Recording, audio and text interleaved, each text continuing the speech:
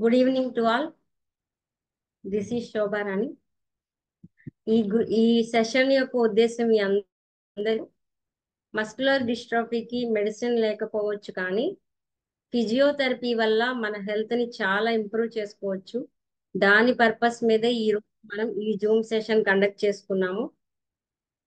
ఇప్పుడు మనకి 5 years నుంచి మన ఏఆర్డిఓకి సపోర్ట్ చేస్తూ ఎంతో మానవతా దృక్పథంతో మనందరికీ సజెషన్స్ ఇస్తూ మన వెంటే ఉండి వన్ ఆఫ్ ద మెంబర్ గా ఉంటూ చక్కగా మనకి అందుబాటులో ఉన్న డాక్టర్ ప్రవీణ్ సార్ కి నా హృదయపూర్వక నమస్కారాలు తెలియజేసుకుంటున్నాను. మీరెప్పుడు కూడా మాకు ఇట్లాగే సర్వీస్ ని కొనసాగించాలని అండ్ మా పిల్లలందరికీ కూడా మీరు చక్కగా సజెషన్స్ ఇచ్చి హెల్త్ ఇంప్రూవ్ చేయాలని కోరుకుంటున్నాను. Thank you so much sir. మేము చెప్పగానే అంగీకరించి సెషన్ తీసుకొని మంచి విషయాలు చెప్పడానికి మా ముందుకు వచ్చినందుకు. Digital dais is yours sir. Thank you madam.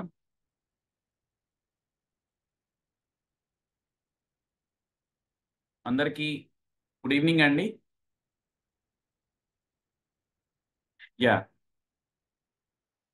ఏఆర్డిఓ start చేసిన శోభారాణి గారికి అండ్ ఈరోజు జూమ్ సెషన్ అటెండ్ అవుతున్న అందరికీ వెరీ వామ్ వెల్కమ్ అండి.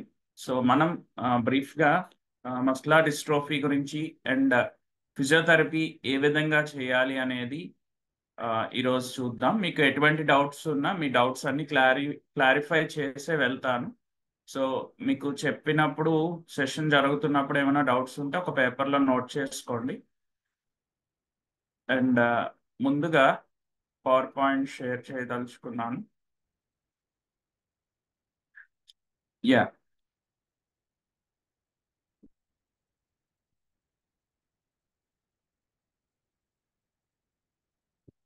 నా పేరు ప్రవీణ్ అండి. నేను Punnamma physiotherapy and rehabilitation centre Vijayawada నుంచి వస్తున్నాను.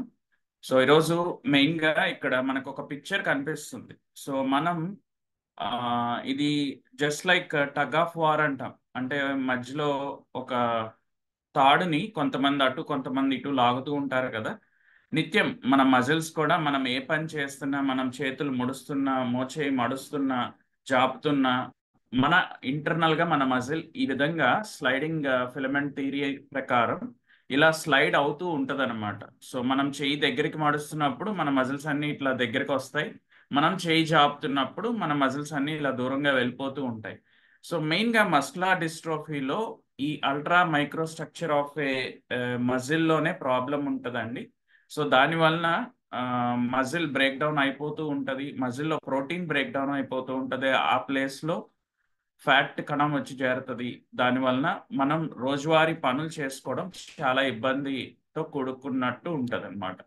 సో అసలు మనం ఎక్కడి నుంచి వచ్చాము? సో ఫెర్టిలైజేషన్ ప్రాసెస్ ఏంటంటే మన ఫాదర్ మదర్ నుంచి స్పర్మ్ అండ్ ఎగ్ రెండు సంయోగం చెంది అవి ఫెర్టిలైజ్ అయిన తర్వాత మనం ఒక చిన్న జైగోట్గా ఫామ్ అవుతాం. సో ఈ క్రమంలో మనకి అంటే ultra micro structure of A cell తీసుకుంటే ప్రతి ఒక్కరిలో ఒక 46 క్రోమోజోమ్స్ ఉంటాయి. అంటే 23 పెయిర్స్ అనమాట. 23 పెయిర్స్, పెయిర్ అంటే రెండు కదా. సో 23 పెయిర్స్ ఫాదర్ నుంచి క్రోమోజోమ్స్, అలాగే 23 పెయిర్ మదర్ నుంచి క్రోమోజోమ్స్. సో ఆ రెండు అంటే ఫాదర్ నుంచి వచ్చే స్పర్మ్, మదర్ నుంచి వచ్చే ఎగ్ కలవటం వలన మనం ఒక జైగోట్ గా ఫామ్ అవుతాం. సో మనలోకి 23 chromosomes from pairs of chromosomes from father and 23 pairs of chromosome from mother నుంచి రాబట్టి, సో అవి ఇంకా ఫర్దర్ బ్రేక్ డౌన్ అయ్యి మనం బాడీ అంతా ఫామ్ అవుతుంది అనమాట మన తల్లి గర్భంలో. సో ఈ క్రమంలో ఇక్కడ ఏ అయితే క్రోమోజోమ్స్ అని చెప్పానో, మనం ఒక కణాన్ని మైక్రోస్కోప్ లో పెట్టి చూస్తే అల్ట్రా మైక్రో స్ట్రక్చర్ ఆఫ్ ఏ కణం చూసుకుంటే అవన్నీ న్యూక్లియోటైడ్స్ గా ఫామ్ అవుతాయి అన్నమాట. సో అవి అంటే ఈ క్రోమోజోమ్స్ లో కొన్ని జీన్స్ ఉంటాయి. ఆ జీన్స్ ఏంటంటే అవి మన మన బాడీలో ఇంటర్నల్ గా ఏ విధంగా మనం ఫామ్ అయ్యేవని దానికి లాంగ్వేజ్ అనమాట. ఇప్పుడు కంప్యూటర్ తీసుకుంటే మనకి 1100 అని బైనరీ లాంగ్వేజ్ ఉన్నట్టే మనకి కూడా లాంగ్వేజ్ అన్నమాట ఈ క్రోమోజోమ్స్.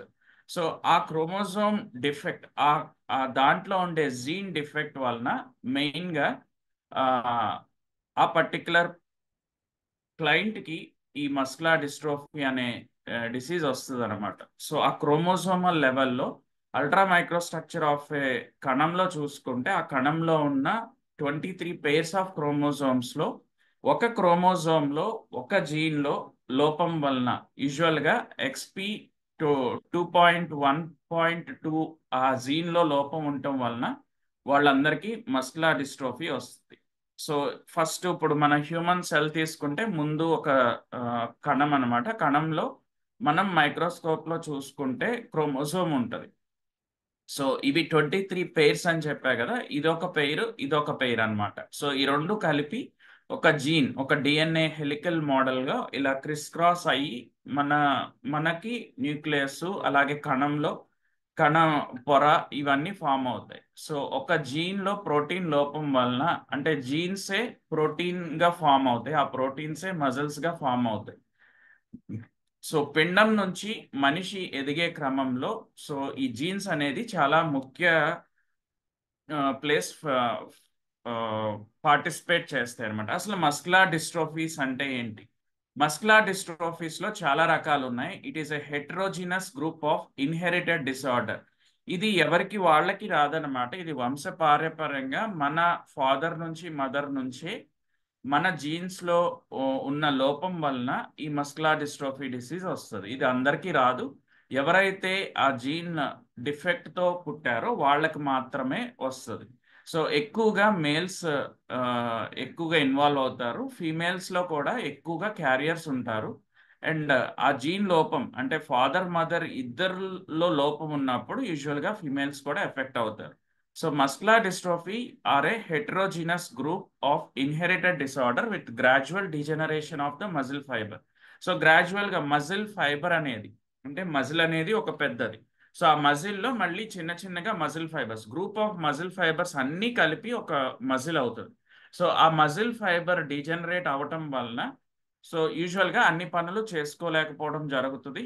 సో కండరాలు క్రమేపీ క్షీణిస్తాయి. ఆ క్రమేపీ క్షీణించినప్పుడు మనం రోజువారీ పనులు చేసుకోవడంలో కూడా మనం చాలా ఇబ్బంది పడుతూ ఉంటాం. సో అక్కడ నుంచి మన పేరెంట్స్ సపోర్ట్ తీసుకోవడం జరుగుతుంది. So based on the mode of inheritance, అది ఏ విధంగా వస్తుంది అనేది చూసుకుంటే the age of onset of the disease course of the illness and distribution of muscle weakness it is of 6 to 9 types. So 6 నుంచి 9 రకాల muscular dystrophies ఉన్నాయి మనకి తెలిసి ప్రస్తుతం. సో అవేంటో బ్రీఫ్గా ఇప్పుడు చూద్దాం. So muscular dystrophies are group of genetically inherited. నేను ఇందాక చెప్పినట్టు మన పేరెంట్స్ నుంచి ఆ పర్టిక్యులర్ జీన్లో లోపం వలన మనకి మస్కులర్ డిస్ట్రోఫీ వస్తుంది. అది ఎక్స్-లింక్ రెసెసివ్ డిసార్డర్ అంటారు. So means a single recessive gene on X chromosome. X క్రోమోజోమ్లో ఉన్న ఒక జీన్ లోపం వలన ఎక్కువగా మేల్సే ఎఫెక్ట్ అవుతారు. ఫీమేల్స్ క్యారియర్స్ ఉంటారు, కొంతమంది ఫీమేల్స్ కూడా ఎఫెక్ట్ అవుతారు అనమాట. అది నాన్ ఇన్ఫ్లమేటరీ, ఇన్ఫెక్షన్ కానీ ఇటువంటి ద్వారా ఏమీ రాదు. And it is also a non communicable, అంటే ఒకళ్ళ నుంచి ఒకళ్ళకి సంక్రమించటం అనేది జరగదు మస్కులర్ డిస్ట్రోఫీ. సో ఎవరికి వాళ్ళకే వస్తూ ఉంటుంది అనమాట. 1 minute.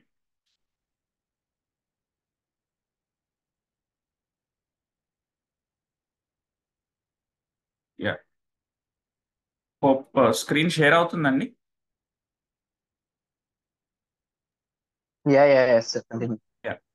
అది it is a progressive muscle weakness. So నిదానంగా మన బాడీలో ఉన్న మజిల్స్ వీక్ అవటం వలన మనం రోజువారీ పనులు చేసుకోలేకపోవడమే మస్కులర్ డిస్ట్రోఫీ.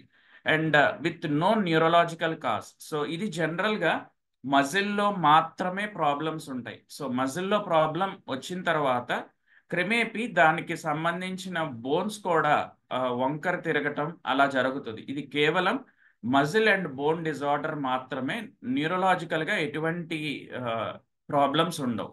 సో ఇక్కడ మీకు ఒక మజిల్ ఫైబర్ చూపిస్తున్నాను. సో మజిల్ ఫైబర్లో ఏంటంటే ఇది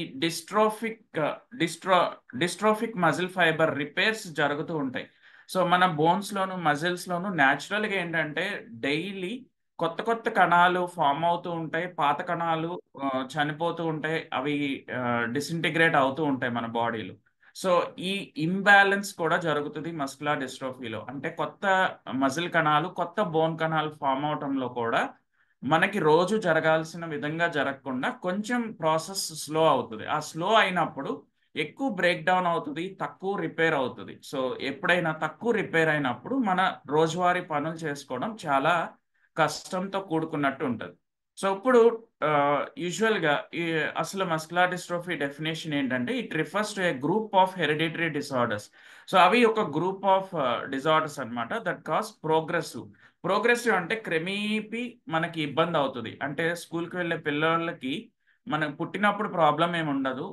కొంచెం కొంత ఏజ్ పెరిగిన కొందికి మనకి ప్రాబ్లం స్టార్ట్ అయిన తర్వాత డిసీజ్ ప్రాసెస్ అనేది ప్రోగ్రెసివ్గా ఉంటుంది. ప్రోగ్రెసివ్ ఇన్ ద సెన్స్ ముందు ఆ, కొంత దూరం నడవలేకపోవడం, లేదంటే నడుస్తూ నడుస్తూ పడిపోవడం జరుగుతుంది. ఆ పడిపోవడంతో ఫ్రీక్వెంట్గా పడిపోవడం జరుగుతుంది. ఫ్రీక్వెంట్గా పడిపోవడం జరిగిన తర్వాత ఇంకా నడక అనేది ఇబ్బంది అవుతుంది. సో ఎప్పుడైతే నడక ఇబ్బంది అయిందో గ్రాడ్యువల్గా వీల్ చైర్ బౌండ్ అవుతాం. సో వీల్ చైర్లో నుంచి కూడా కూర్చోలేకపోవడం, వీల్ చైర్ని ముందుకి తొయ్యలేకపోవడం, లేదంటే ఎవరైనా సపోర్ట్ తీసుకుని కొన్ని రోజులు వీల్ చైర్లో కూడా కూర్చోవడం కూడా ఇబ్బంది అవుతుంది. అప్పుడు ఇంకా మంచానికే పరిమితం అవుతుంది. సో నార్మల్గా ఉన్న మనిషి గ్రాడ్యువల్గా బెడ్కి పరిమితం అయ్యేది ఇమీడియట్గా జరగదు. ఇది ఒక ప్రోగ్రెసివ్ జనరలైజ్ మజిల్ వీక్నెస్ అనమాట. ఆ మజిల్ వీక్ అవడం వలన, మజిల్ లాస్ అవడం వలన, ఇవి చేసుకోలేకపోవడం వలన మంచానికే పరిమితం అవ్వాల్సి వస్తుంది. So it is a progressive muscle weakness and muscle loss. So onset వచ్చి ఒక 3600 మంది మేల్స్ని తీసుకుంటే ఒక్కరికి మస్కులర్ డిస్ట్రోఫీ ఉంటుంది. ఇవి ఇప్పుడు లేటెస్ట్ సెన్సస్ కాదండి, ఇవన్నీ ఎప్పటివయో.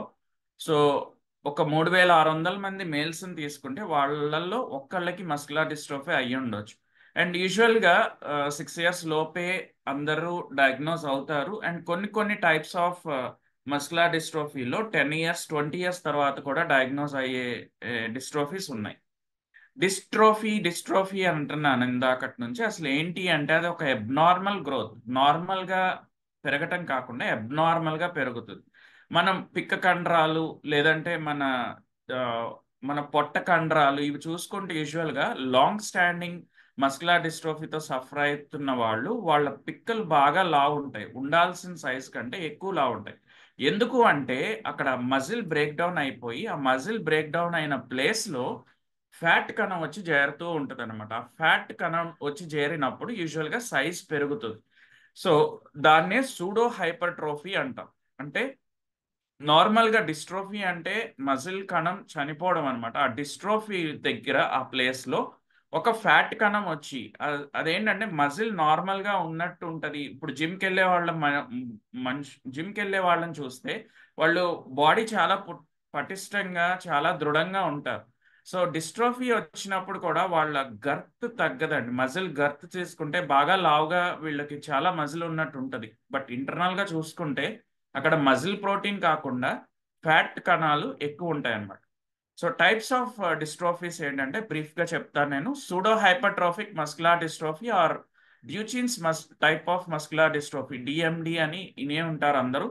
సో అది ఒక టైపు. ఇది కామన్గా ఎక్కువగా కనిపించే టైప్స్ ఆఫ్ డిస్ట్రోఫీలో ఎక్కువగా కనిపించేది డిఎండి టైప్ ఆఫ్ డిస్ట్రోఫీ. యూజువల్గా ఇది 4-5 yearsలోనే మనకి డయాగ్నోస్ అవుతుంది. స్కూల్కి వెళ్ళే పిల్లలకి వాళ్ళు స్కూల్లో ఎక్కువ దూరం పరిగెత్తలేకపోవడం, మెట్లు ఎక్కలేకపోవడం, లేదంటే నడుస్తుంటేనే ఫ్రీక్వెంట్గా పడిపోవడం. సో అది కనిపిస్తూ ఉంటుంది అనమాట ఈ type of Duchenne type of muscular డిస్ట్రోఫీలో. బెక్కర్ టైప్ అంటారు. బెక్కర్ టైప్ అంటే అది అరౌండ్ 9 years ఆర్ 16 years తర్వాత వస్తుంది యూజువల్గా. సో బెక్కర్ టైప్లో కొంచెం డ్యూచిన్ అంత క్రిటికల్ కాదు, కానీ వీళ్ళు కొంత ఎక్కువ లైఫ్ స్పాన్ లీడ్ చేయగలుగుతారు. అండ్ కింద పడిపోయినప్పుడు యూజువల్గా పడి లేసేటప్పుడు వీళ్ళకి ఒక పెక్యులియర్ పోస్చర్ ఉంటుంది, గోవర్ సైన్ అంటాం. అంటే కింద పడి లెగిసేటప్పుడు మోకాళ్ళ మీద చేతులు సపోర్ట్ తీసుకుని ఉదరాన్ని పైకి లేపుతారనమాట. సో అసలు మస్కులర్ డిస్ట్రోఫీ ఎక్కువగా కింద పడి లెగవాలన్నప్పుడు ఆ విధంగానే లెగుస్తారు.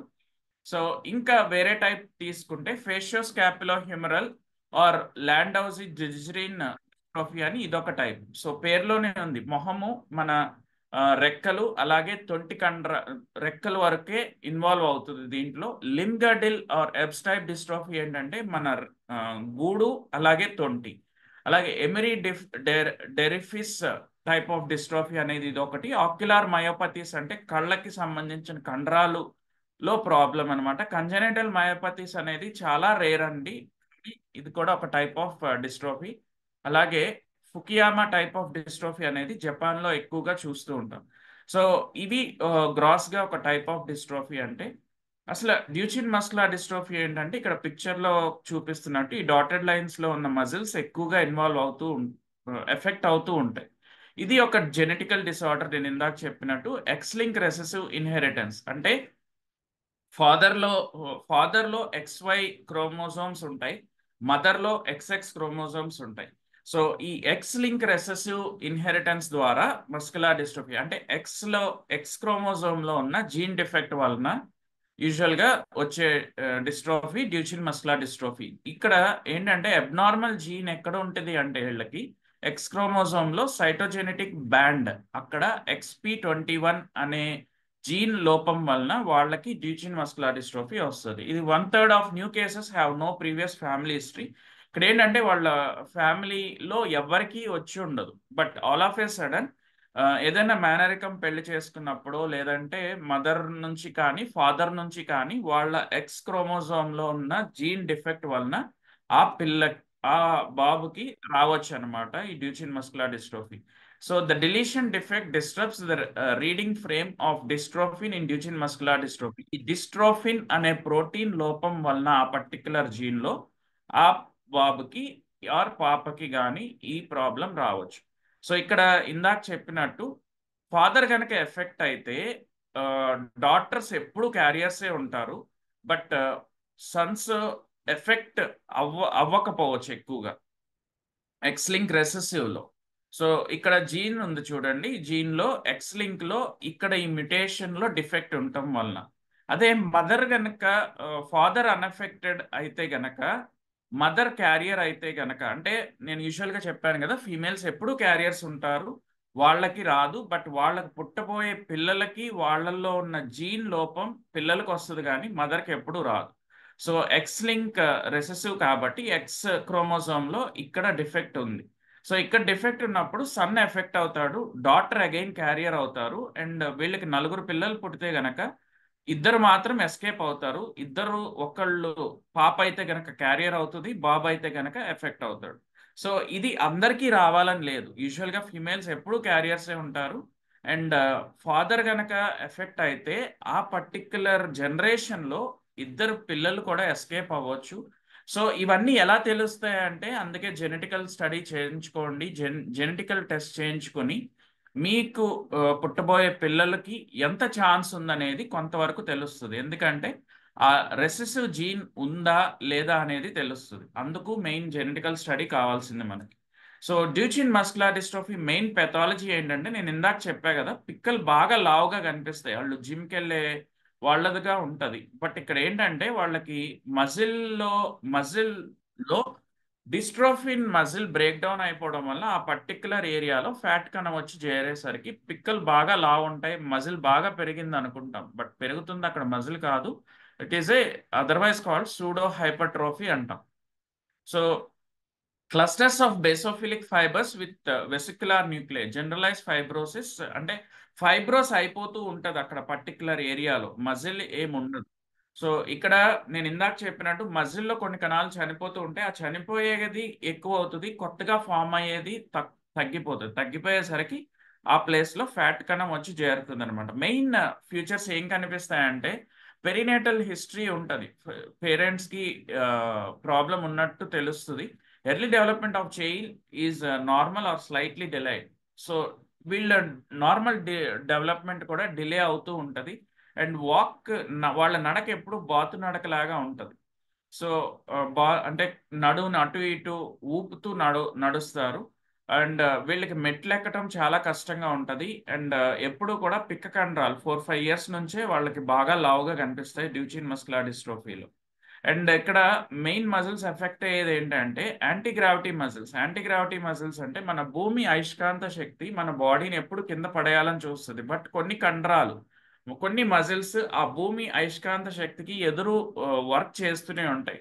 అంటే మన పిక్క కండరాలు కానీ, మన నడుము వెనక సైడు, లేదంటే మన గూడులు, చేతి కండరాలు, ఇవన్నీ కూడా భూమికి ఎదురుగా పనిచేస్తూ ఉంటాయి. అండ్ అవి ఎక్కువగా హైపర్ట్రోఫ్ అయిపోతూ ఉంటాయి.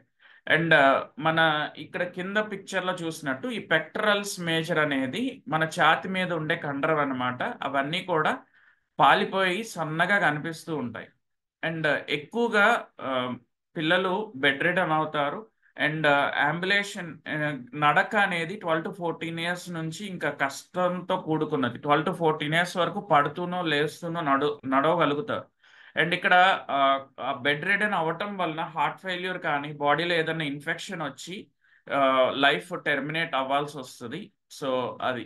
అండ్ ఇక్కడ మెయిన్ డయాగ్నోసిస్ డ్యూచిన్స్ లో ఏంటంటే సీరం లెవెల్స్ ఎంజైమ్ అంటే సిపికే లెవెల్స్ అని బ్లడ్ టెస్ట్ చేయించుకుంటూనే ఉన్నారు అందరూ. సో ఇది మీకు తెలుస్తుంది.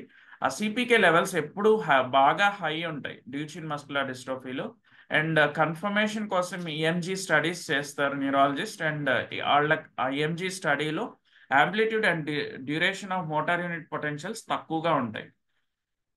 అండ్ కన్ఫర్మేషన్ కోసం మజిల్ బయాప్సీ కూడా చేస్తే మనకి ఈజీగా కన్ఫర్మ్ అవుతుంది.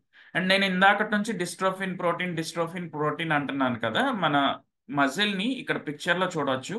ఈ కనెక్టింగ్ ప్రోటీన్ అనేది మనకి డిఫెక్ట్ ఉంటుంది. సో డిఫెక్ట్ ఉండటం వల్ల ఇది బ్రేక్ అయిపోవడం వల్ల కండరంలో మజిల్లో ఆ స్ట్రెంగ్త్ ఉండదు అనమాట. ఆ స్ట్రెంగ్త్ లేకుండా ఇంకా ఆ ప్లేస్ లో ఫ్యాట్ వచ్చి చేరేసరికి మనం రోజువారీ పనులు చాలా ఇబ్బంది, కష్టంతో కూడుకున్నట్టు ఉంటుంది.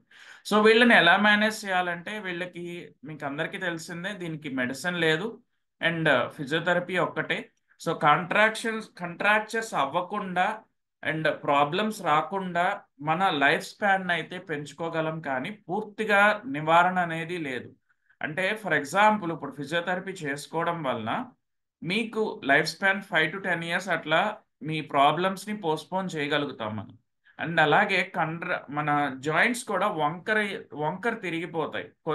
అంటే కొన్ని మజిల్స్ పనిచేయనప్పుడు బాడీలో మన డే టు డే యాక్టివిటీస్ చేయడం కోసం ఇంకొన్ని మజిల్స్ ని ఎక్కువగా యూజ్ చేయడం వలన బాడీలోని పోస్చర్స్ మారిపోతాయి. అంటే అబ్నార్మల్ పోస్చర్స్ వలన ఆ బోన్స్ కూడా వంగిపోయి కంట్రాక్చర్స్ కనిపిస్తాయి, మనకి బోన్ డిఫార్మిటీస్ వస్తాయి. సో అంటే నడిచేటప్పుడు ముని ఎళ్ల మీద నడవటం, పొట్టని బాగా ముందుకు పెట్టి మెడని బాగా వెనక్కి ఇరచేసి నడవటం, అలా పెడితే కానీ మన బాడీ మెయింటైన్ అవ్వదు అనమాట. సో ఈ అబ్నార్మల్ పోస్చర్స్ ని మనం ఫిజియోథెరపీ చేసుకుంటే కొంతవరకు మజిల్ స్ట్రెంగ్త్ మెయింటైన్ అయితే చేయగలం. ఇంప్రూవ్ అయితే కష్టంతో కూడుకున్నది. సో కొన్ని కంట్రాక్చర్స్ అయితే గనక సర్జికల్ ఇంటర్వెన్షన్ కూడా వెళ్తారు, కానీ అండ్ డిపెండ్స్, అందరికీ చేయరు. అది కొంతవరకు చేసుకుంటే బెటర్ అవుతుంది, మొబిలైజేషన్ కొంతవరకు చేయగలుగుతారు అనుకున్నప్పుడు అది ఒక న్యూరాలజిస్ట్ అండ్ ఆర్థోపెడిషియన్ సలహా తీసుకొని వాళ్ళ అభిప్రాయం ఫాలో అయితే బెటర్ అన్నమాట. సో తర్వాత వచ్చిన డిస్ట్రోఫీ సెకండ్ టైప్ ఏంటంటే బెక్కర్స్ టైప్. సో నేను ఇందాక చెప్పాను కదా, కింద పడిపోతే గనక ముందు చేతుల మీద బ్యాలెన్స్ చేసుకుని కాళ్ళ మీద లెగుస్తూ చేతులతో తొడ మీద చేతులు పెట్టుకుని పైకి బాడీని లేపుతారు. సో ఇది గోవర్ సైన్ అన్నమాట. సో ఇది కామన్ గా కనిపిస్తుంది. అండ్ ఇక్కడ అగైన్ డిస్ట్రోఫిన్ అనే ప్రోటీన్ లోపం వల్లనే అండ్ మెయిన్ గా గోవర్ సైన్ ఉంటుంది. అలాగే ఫేషియోస్కాపులో హ్యూమరల్ ల్యాండౌజీ డిజరీన్స్ డిస్ట్రోఫీ అనేది, ఇందాక డ్యూచిన్స్ అనేది ఎక్స్ లింక్ రెసెసివ్, బట్ ఇక్కడ ఏంటంటే ఆటోసోమల్ డామినెంట్ ఇన్హెరిటెన్స్ ఎక్కువ కనిపిస్తుంది. అండ్ ఇది ఎక్కువగా ఒక టీనేజ్ టీనేజ్ లోనే తెలుస్తూ ఉంటది మనకి ఈ ఫేషియోస్కాపులో హ్యూమరల్ డిస్ట్రోఫీ అనేది. అలాగే ప్రోగ్రెసివ్ వీక్నెస్ కూడా చాలా స్లోగా ఉంటది.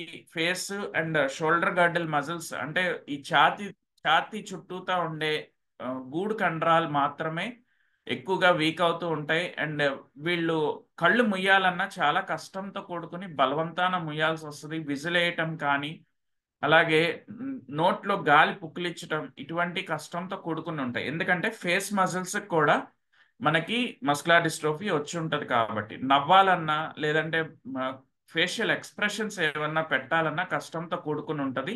అండ్ రెక్కలు ఎప్పుడు ఏలాడుతున్నట్టు ఉంటాయి. అండ్ పాదాల్లో కూడా ఫుడ్ డ్రాప్ కనిపిస్తూ ఉంటుంది. అంటే పాదాలని పైకి లేపలేరు అనమాట, కాలు పాదం. అలాగే వీళ్ళకి హైపర్ట్రోఫీ అస్సలు కనిపించదు, బట్ వీక్నెస్ పాలిపోయినట్టు ఉంటారు. అండ్ ఇక్కడ కొంతవరకు హియరింగ్ లాస్ ఉండొచ్చు ఈ ఫేషియోస్కాపులో హ్యూమరల్ డిస్ట్రోఫీలో. అండ్ ఇది నేను చెప్పినట్టు ఆటోసోమల్ డామినెంట్, అంటే ఫాదర్ గనక ఎఫెక్ట్ అయితే వాళ్ళ సన్కి ఎఫెక్ట్ అవుతారు, అలాగే డాటర్ ఎఫెక్ట్ అవుతారు. ఒక నలుగురు పిల్లలు ఉంటే గనక ఇద్దరు ఎఫెక్ట్ అవుతారు, ఇద్దరు ఎస్కేప్ అవుతారు. లిమ్ గర్డిల్ అంటే హెర్బ్స్ టైప్ ఆఫ్ డిస్ట్రోఫీ. ఈ లిప్ గర్డిల్ అంటే మన ఛాతి కండరాలు, రెక్క కండరాలు మాత్రమే. ఇది ఆటోసోమల్ రెసిస్టివ్. అండ్ ఇక్కడ రేర్లీ డామినెంట్ గా ఉంటది. ఏజ్ ఆఫ్ ఆన్సెట్ ఇది 10 years అప్పుడు చూస్తాం. అండ్ షోల్డర్ అంటే గూడు అండ్ అలాగే తొంటి కండరాలు ఎక్కువగా ఇన్వాల్వ్ అవుతాయి. అండ్ పిక్క కండరాలు బాగా లావుగా కనిపిస్తూ ఉంటాయి. అండ్ ఇది ఎప్పుడు కూడా ప్రోగ్రెసివ్ గానే ఉంటది, చాలా స్లోగా ఉంటుంది. అండ్ ఇక్కడ నేను చెప్పినట్టు ఆటోసోమల్ రెసెసివ్ ఇన్హెరిటెన్స్ ఉంటుంది ఎక్కువగా. అంటే ఫాదర్ ఎప్పుడు క్యారియర్, మదర్ క్యారియర్ అన్నప్పుడు కనుక చిల్ వాళ్ళ పిల్లల్లో ఆ, కొంతమంది వరకు అస్సలు కనిపించదు.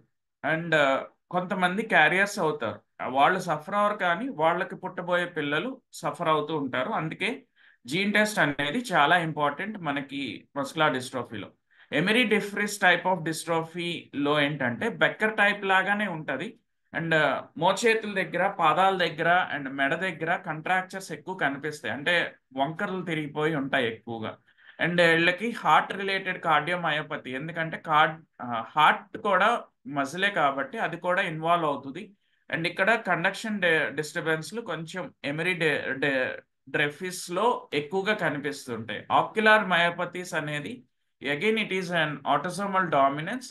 కళ్ళ చుట్టూతా ఉండే మజిల్స్ అలాగే పైన గూడు రెక్క మజిల్స్ ఎక్కువగా ఇన్వాల్వ్ అవుతూ ఉంటాయి. అండ్ కంజనైటల్ మయోపతిస్ అనేది బాగా రేర్.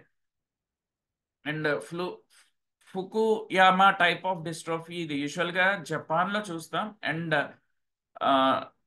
అన్నిట్లోనూ న్యూరలాజికల్ అబ్నార్మాలిటీస్ ఉండవు, కానీ కొంతవరకు mental retardation and neurological abnormalities మాత్రం కనిపించేది ఒక Japan muscular dystrophy, Fukuyama type of డిస్ట్రోఫీలో మాత్రమే కనిపిస్తుంది.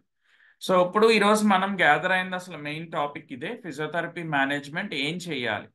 సో యూజువల్గా ఎర్లీ స్టేజెస్లో నడవగలుగుతారు, వాళ్ళు ఫిజికల్గా ఫిట్గానే ఉంటారు, ప్రాబ్లం ఏమి ఉండదు. అకేషనల్గా ఏమన్నా మెట్లు ఎక్కటం కానీ లేదంటే మెట్లు దిగేటప్పుడు లేదంటే అన్ఈవెన్ రోడ్స్లో నడవాలన్నప్పుడు ఫ్రీక్వెంట్గా పడిపోతారు, ఆ బ్యాలెన్సింగ్ ఉండదు. సో ఎర్లీ స్టేజ్, అలాగే ట్రాన్సిషనల్ స్టేజ్, కొంత స్టేజ్ అంటే నడక కూడా ఇబ్బంది అయినప్పుడు ఇక వీల్ చైర్ బౌండ్లో కొన్నింత వరకు ఎక్సర్సైజులు చేసుకోవాలి. అలాగే పూర్తిగా బెడ్ బౌండ్ అయినప్పుడు కూడా కొంతవరకు బాడీని ఫిట్గా ఉంచుకోవాలంటే కొంతవరకు ఎక్సర్సైజ్ చేసుకుంటే బెటర్. సో ఈ 3 స్టేజెస్లో ఏ విధంగా చేసుకోవాలనేది బ్రీఫ్గా ఇప్పుడు చూద్దాం. అండ్ ఇక్కడ ఇక్కడ ఒక 57 మెంబర్స్ గ్యాదర్ అయ్యాం కదా. అప్రాక్సిమేట్గా ఒక 50 పీపుల్ కి మస్కులర్ డిస్ట్రోఫీ ఉన్నప్పుడు ఫస్ట్ పర్సన్ నుంచి 50th పర్సన్ వరకు ఒకటే టైప్ ఆఫ్ ఎక్సర్సైజ్ మాత్రం ఉండదు. సో నేను ఈరోజు సెషన్ కూడా గ్రాస్గా మీకు ఒక ఇన్ఫర్మేషన్ ఇస్తున్నాను. అండ్ ఇది ప్రతి ఒక్కళ్ళకి వర్తించదు. And each and every person various అండి. సో నా ఫ్రెండ్ చేస్తున్నాడు ఇది, నేను ఎందుకు చేయలేకపోతున్నాను, లేదంటే నా ఫ్రెండ్కి చెప్పారు నాకెందుకు చెప్పలేదు అని అనుకోవద్దు. ఇదేంటంటే ఇండివిజువల్ పర్సన్కి వేరీ ఉంటుంది ఫిజియోథెరపీ అనేది. సో ప్రతి ఒక్కళ్ళకి ఒకటే కాదు, బట్ గ్రాస్గా అంటే క్యాండిల్ బ్లోయింగ్ కానీ, మనకి ఇన్సెంటివ్ స్పైరోమీటర్ కానీ, లేదంటే కొన్ని ఎక్సర్సైజెస్ కొన్ని టైప్ ఆఫ్ డిస్ట్రోఫీలో చేయాలి, కొన్ని టైప్ ఆఫ్ డిస్ట్రోఫీలో చేయకూడదు. సో ఇండివిజువల్ వేరియేషన్ వ్యత్యాసం అనేది ఉంటుంది. సో అది మిమ్మల్ని ఫిజికల్గా ఎగ్జామిన్ చేయగలిగితే కరెక్ట్గా మీరు ఇది చేయొచ్చు అని చెప్పగలుగుతాం. సో ఓవరాల్గా ఏమి చేయొచ్చు బేసిక్గా అనేది ఈరోజు నేను చెప్పదలుచుకున్నాను. అండ్ మెయిన్ ఎయిమ్ ఏంటి, అసలు ఫిజియోథెరపీ ఎందుకు?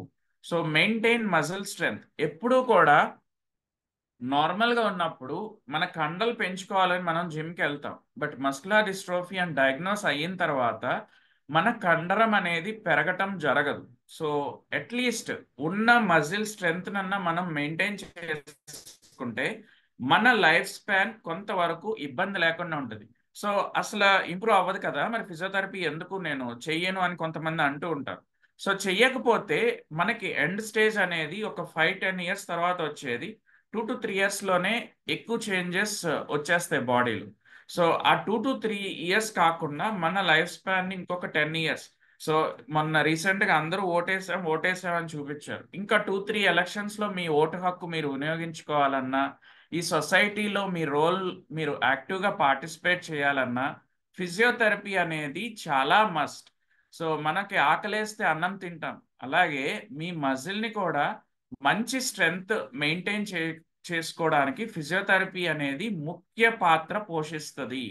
సో మీరు గనక ఏమీ చేయకుండా ఉంటే మీ మజిల్ కూడా ఏమీ చేయదు. మీరు ఏమన్నా చేస్తేనే అది మీ పని చేయడానికి మీకు హెల్ప్ అవుతుంది. ఇది మాత్రం గుర్తుపెట్టుకోండి ప్రతి ఒక్కరూ కూడా. సో మనం నిద్రపోతే మన బాడీలో అన్నీ నిద్రపోతాయి. మనం కనుక లెగిసి నడిస్తేనే మన మజిల్ స్ట్రెంగ్త్ అన్న అవుతుంది, అలాగే మెయింటైన్ అవుతుంది ఉన్న స్ట్రెంగ్త్. సో అలాగే మనకి జ్వరం వచ్చి పడుకున్నప్పుడు యూజువల్గా బాడీ అంతా బిగదీసేస్తుంది కదా. సో ఎప్పుడైతే జ్వరం తగ్గిన తర్వాత కూడా ఒక 1 వీక్ వరకు చాలా బడలికగా ఉంటుంది బాడీ. సో మస్కులర్ డిస్ట్రోఫీలో కూడా అంతే. మనం గనక ఎక్సర్సైజ్ రెగ్యులర్గా నిత్యం ప్రతిరోజు ప్రతినిత్యం చేసుకుంటే ఆ బాడీలో ఉన్న స్టిఫ్నెస్ అనేది క్రమేపీ తగ్గుతుంది. మీరు ఏమైతే చేయగలరో ఆ యాక్టివిటీస్ అన్నీ కూడా యాక్టివ్గా పార్టిసిపేట్ చేయగలుగుతారు. So the first main aim ఏంటి అంటే అసలు ఫిజియోథెరపీ ఎందుకు అంటే maintain muscle strength and decrease stiffness. So main ముఖ్య పాత్ర పోషించేది ఫిజియోథెరపీ దీనికోసమే. అండ్ సెకండ్ ఏంటంటే to promote and prolong ambulation by use of orthosis. So మీరు నడవలేనప్పుడు ఇప్పుడు మన ఇంటి ముందు ఏదన్నా గులాబ్ చెట్టో లేదంటే ఏదైనా పాకే చెట్టుకి సపోర్ట్ ఇస్తాం, ఒక కర్ర కట్టో లేదంటే ఒక తాడు కట్టో, దానికి పాకమ్మ లేదంటే ఒక గులాబ్ చెట్టు ఉంది వంకర తిరుగుతుంది అయినప్పుడు ఏం చేస్తాం, కర్ర కట్టి కర్రకి కడతాం. సో ఆర్థోసిస్ చేసే పని కూడా అదే. మీరు నడవలేనప్పుడు కొంత ఏజ్ వరకు ఆర్థోసిస్ సపోర్ట్ అంటే ఎగ్జోస్కెలిటన్ సపోర్ట్ తీసుకుని మన అంబులేట్ అవ్వచ్చు. అలాగే అది కూడా మీకు ఎప్పుడు అవసరం అనేది ఒక ఫిజియోథెరపిస్ట్ అయితే ప్రాపర్గా డయాగ్నోస్ చేయగలుగుతారు. అండ్ అది మీ దగ్గరలో ఉన్న ఫిజియోథెరపిస్ట్ సలహా తీసుకుని వాడండి. నేను నిన్న జూమ్ సెషన్లో ఒక పర్సన్ ఇట్లా నడవటం చూశాను, లేదంటే నా యూట్యూబ్ రీల్స్ అండ్ ఇన్స్టా రీల్స్లో పలానా పర్సన్ ఈ పర్టిక్యులర్ ఆర్థోసిస్ తీసుకుంటే అన్ని పనులు చేసేయగలుగుతున్నాడు, నేను కూడా చేసుకుంటానని మీరు అనవసరంగా మీ ఓన్ డెసిషన్స్ మాత్రం ఎప్పుడు దయచేసి తీసుకోకండి. అండ్ డబ్బులు కూడా చాలా వేస్ట్ అవుతాయి. సో థర్డ్ ఎయిమ్ ఏంటంటే delay and avoid secondary complications. So కొన్ని కాంప్లికేషన్స్ వస్తాయి అంటే కొన్ని మజిల్స్ కొన్ని పనులు చేయలేనప్పుడు వేరే మజిల్స్ ఎక్కువ యాక్ట్ చేయడం వలన బాడీలో పోస్టర్ మారిపోతూ ఉంటుంది, అంటే బోన్స్లోనే వంకలు రావడం జరుగుతుంది. సో ఫిజియోథెరపీ చేసుకోవడం వలన ఇటువంటి అబ్నార్మల్ పోస్చర్ని అడాప్ట్ చేసుకోవడం కొంతవరకు లిమిట్ చేయగలుగుతాం. సో డెఫినెట్గా ఫిజియోథెరపీ వలన అంత యూజ్ ఉంటుంది. అండ్ ఎక్కువగా బెడ్ బౌండ్ అవుతాం, ఇది వరకు చలాకీగా తిరిగేటప్పుడు మన శ్వాస తీసుకుని వదులుతూ ఉంటాం. అండ్ మస్కులర్ డిస్ట్రోఫీ వచ్చినప్పుడు మన నడక స్లో అయిపోతుంది, మన day to day activities slow అయినప్పుడు బాడీలో ఉన్న వైటల్ ఆర్గాన్స్ కూడా స్లో అవటం స్టార్ట్ చేస్తాయి. అంటే మన heart, lung, liver, kidneys, brain ఇవన్నీ కూడా స్లోనెస్ అవుతాయి. సో ఫిజియోథెరపీ చేసుకుని ఫిజికల్గా ఫిట్ చేసుకుని మీరు బ్రీతింగ్ ఎక్సర్సైజ్ల మీద ఎక్కువ ఫోకస్ చేస్తే మన బాడీ ఎప్పుడూ కూడా హ్యాపీగా నిత్య నూతనంగా మీరున్న లైఫ్ అంతా కూడా హ్యాపీగా లీడ్ చేయగలుగుతారు. సో బ్రీతింగ్ ఎక్సర్సైజ్ ఏ విధంగా చెయ్యాలి? So breathing exercise is nothing but యోగాలో ప్రాణాయామ అని చెప్తాం, ఆ విధంగా చేయొచ్చు. అసలు బేసిక్ బ్రీతింగ్ ఎక్సర్సైజ్ ఏంటంటే మీరు కూర్చోగలిగితే కూర్చుని చేయండి, పడుకోగలిగితే పడుకొని చేయండి. ముక్కుతో శ్వాస తీసుకుని నోటి ద్వారా వదిలేయాలి. సో ముక్కుతో శ్వాస పీలుస్తున్నప్పుడు మీ కాన్సన్ట్రేషన్ అంతా మీ పొట్ట పైకి లెగవటానికి ట్రై చేయండి. సో మీరు కూడా ఇప్పుడు కూడా చేయొచ్చు. మీ పొట్ట మీద చేయి పెట్టుకుని ముక్కు ద్వారా శ్వాస తీసుకోండి. గాలి తీసుకుని నోరు తెరిచి గాలి వదిలేసేయాలి. సో ఇది రిలాక్స్ డయాఫ్రమాటిక్ బ్రీతింగ్. ఇవే కాకుండా ఇంకా ప్రాణాయామ అంటే 2 వేళ్ళు ముక్కు మీద పెట్టుకుని ఒక సైడ్ ఒక నాస్ట్రిల్ ని మూసేసి ఇంకొక నాస్ట్రిల్ తో గాలి పీల్చుకుని కొంచెం ఒక ఫ్రాక్షన్ ఆఫ్ సెకండ్ హోల్డ్ చేసి అంటే 2 ముక్కులు మూసేసి మళ్ళీ రెండో నాస్ట్రిల్ ఓపెన్ చేసి ఆ రెండో నాస్ట్రిల్ ద్వారా వదిలేయడం. సో సేమ్ సైడ్ చేయొచ్చు, ఆపోజిట్ సైడ్ కూడా చేయొచ్చు. అంటే సేమ్ ముక్కుతో సేమ్ నాస్ట్రిల్ తో గాలి పీల్చుకుని సేమ్ నాస్ట్రిల్ తో వదిలేయడం, అలాగే ఒక ముక్కుతో పీల్చి రెండో ముక్కుతో వదిలేయడం. సో ఇంకొక ముక్కుతో పీల్చి మళ్ళీ ఈ ముక్కుతో వదిలేయడం. సో ఈ విధంగా బ్రీతింగ్ ఎక్సర్సైజ్ రిలాక్స్ గా మీరు కూర్చోగలిగితే కూర్చుని చేయండి, నుంచోగలిగితే నుంచుని చేయండి. లేదు ఈ రెండు కష్టం అనుకుంటే పడుకుని చేయొచ్చు. అండ్ ఎంతసేపు చేయాలి, ఎన్నిసార్లు చేయాలి, అండ్ దీనికి లిమిట్ ఏం లేదండి. మన మంచి గాలి మనం ఎంత తీసుకుంటే అంటే యావరేజ్గా ఒక మనిషి 16 నుంచి 17 సార్లు నిమిషానికి గాలి పీలుస్తారు. సో అది ఎంత తక్కువ పీల్చుకుంటే మన లైఫ్ స్పాన్ అంత పెరుగుతుంది. అంటే ఈ రోజు నుంచి నన్ను తక్కువ పీల్చుకోమన్నారని చెప్పి ఒక 4 టైమ్స్ పీల్చి మిగతా మినిట్ అంతా ఖాళీగా ఉండమని కాదు నేను చెప్తుంది. దయచేసి తప్పుగా అర్థం చేసుకోవద్దు. అండ్ ఇక్కడ ఏం చేయాలి అంటే గాలి తీసుకుని హోల్డ్ చేసి మళ్ళీ రిలాక్స్గా వదిలేయాలి. ఒక 10 to 20 టైమ్స్ చేసిన తర్వాత వేరే ఎక్సర్సైజ్కి వెళ్ళిపోవడం. అండ్ బ్రీతింగ్ ఎక్సర్సైజ్ చేయడం కష్టం. నా చెయ్యి పొట్ట మీద పెట్టుకోలేను, నేను నా చెయ్యి ముక్కుని ముయ్యలేదు, నాకు ఎవరైనా హెల్ప్ కావాలి అయినా అప్పుడు ఏం చేస్తారంటే ఒక బెలూన్ తీసుకుని గాలి ఊదండి. సో గాలి ఊదేసి తర్వాత ఆ బెలూన్ మూతని ఓపెన్ చేయండి. మంచి సౌండ్ వస్తుంది, మీకు కూడా కొంచెం ఎంజాయ్మెంట్ ఉంటుంది. సో నేను ఇప్పుడు షాప్కి వెళ్ళి నాకు ఎవరు బెలూన్స్ తెచ్చేవాళ్ళు లేరు అనుకున్నప్పుడు ఒక క్యాండిల్ పెట్టుకోండి మీ దగ్గరలో, ఊదండి. సో మీరు ఊదగలిగితే ఒక 1 ఇంచ్ ఆర్ 2 ఇంచ్ కొంచెం దూరం పెట్టి ఊదండి. సో ఈ ఇది కూడా చేస్తే అండ్ ఇది కూడా కష్టం అయినప్పుడు ఒక గ్లాస్లో వాటర్ పోసేసి స్ట్రా తీసుకుని ఆ గ్లాస్లో ఊదండి. బబుల్స్ వస్తూ ఉంటాయి. మీకు కూడా కొంచెం ఆ, ఆడుకుంటూ చేయొచ్చు ఎక్సర్సైజ్. ఇది ఇది కష్టం. దగ్గరలో ఉన్న మెడికల్ షాప్లో ఇన్సెంటివ్ స్పైరోమీటర్ అండ్ పిల్లలకు ఆల్రెడీ రెగ్యులర్గా చేపిస్తున్నాం ఆన్లైన్ సెషన్స్లో. సో ఇది గాలి నోట్లో పెట్టుకుని ఆ పైప్ని గాలి పీలిస్తే ఫస్ట్ బాల్ లెగుస్తుంది. మీరు ఫస్ట్ బాల్ లేపగలిగితే సెకండ్ బాల్ లేపటానికి ఇంకొంచెం ఎక్కువ గాలి తీసుకోవాలి. సో రెండో బాల్ కూడా లెగుస్తుంది, మూడో బాల్ టార్గెట్ చేయండి. 3 బాల్స్ లెగుస్తున్నాయి, 3 బాల్స్ వరకే లిమిట్ చేయండి. ఇంకా ఇంకా ఎక్కువ పీల్చకండి. సో ఆ 3 బాల్స్ మన లంగ్ కెపాసిటీ బాగా పెరుగుతుంది. అండ్ బ్రీతింగ్ ఎక్సర్సైజ్ అయిపోయిన తర్వాత యాక్టివ్ అండ్ ఫ్రీ ఎక్సర్సైజ్. మీరు ఎంతవరకు మీ చేతులు మీ కాళ్ళు ఆడించగలరో అంతవరకు ఫ్రీగా ఏ వెయిట్స్ పెట్టుకోకుండా ఫ్రీగా ఆడించడానికి ట్రై చేయండి. అండ్ ఇవే కాకుండా బ్యాలెన్స్ యాక్టివిటీస్. మీరు మంచానికే పరిమితం అయిపోతే ఎవరైనా సపోర్ట్ తీసుకుని కాళ్ళు కింద పెట్టుకుని ఒక బెడ్కి ఒక సైడ్కి తిరిగి కూర్చుని మీరు కూర్చుని ఒక సైడ్ ఏమన్నా పెట్టుకోండి, పెన్ను బుక్ అటువంటివి పెట్టుకుని ఈ సైడ్ నుంచి బుక్ తీసి ఈ సైడ్ నుంచి book. So minimum balance activities ఫ్రంట్కి వెనక్కి అటు సైడ్ ఇటు సైడ్. ఒక సైడ్కి వెళ్ళినప్పుడు మోచేయి ఆనించండి, మంచం మీద మోచేయి మీద ప్రెషర్ పెట్టి లెగవటానికి ట్రై చేయండి. అలాగే మీరు నుంచోగలరు అనుకుంటే జస్ట్ నుంచుని బాడీలో ఎక్కడా కదలిక లేకుండా ఒక్క యాంకిల్ జాయింట్ అంటే శీలమండలం అంటాం కదా, సో యాంకిల్ జాయింట్ దగ్గర ముందుకి వెనక్కి ఊగండి, అలాగే సైడ్కి ఊగండి. బాడీ ఏమి కదలకూడదు, జస్ట్ యాంకిల్ జాయింట్ పైన జాయింట్ మాత్రమే కదలాలి. సో ఇవి ఎందుకు అంటే యూజువల్గా బ్యాలెన్స్ యాక్టివిటీస్ ఎప్పుడు కూడా ఫ్రీక్వెంట్గా పడిపోతాం కదా, సో ఆ టిప్పింగ్ పడకుండా మనకి మనం కౌంటర్ బ్యాలెన్స్ చేసుకోవడానికి మన బాడీలో వెస్టిబులర్ అపారటస్ అనేది చాలా స్ట్రాంగ్గా ఉంది. సో అది మీరు కంటిన్యూస్గా డైలీ పడుకునో లేదంటే డైలీ ఒకటే యాక్టివిటీ చేస్తూ బాడీ మీద ఫోకస్ పెట్టినప్పుడు మనకి ప్రాబ్లమ్స్ చాలా వస్తూ ఉంటాయి. సో బ్యాలెన్స్ అపారటస్ అనేది ఎప్పుడు యాక్టివ్గా ఉండాలి. ఎందుకు అంటే ఏమన్నా ఇంబ్యాలెన్స్ అయినా సరే మనలోనే రైటింగ్ రిఫ్లెక్సెస్ యాక్టివేట్ అయ్యి మనని పడిపోనివ్వకుండా కొంతవరకు కాపాడుతూ ఉంటాయి ఈ రైటింగ్ రిఫ్లెక్సెస్ అనేవి. సో అవి ఎలా యాక్టివ్గా ఉంటాయంటే మనం వాటికి సాధన చేస్తేనే, మనం వాటికి పని పెడితేనే అవి యాక్టివ్ అవుతాయి.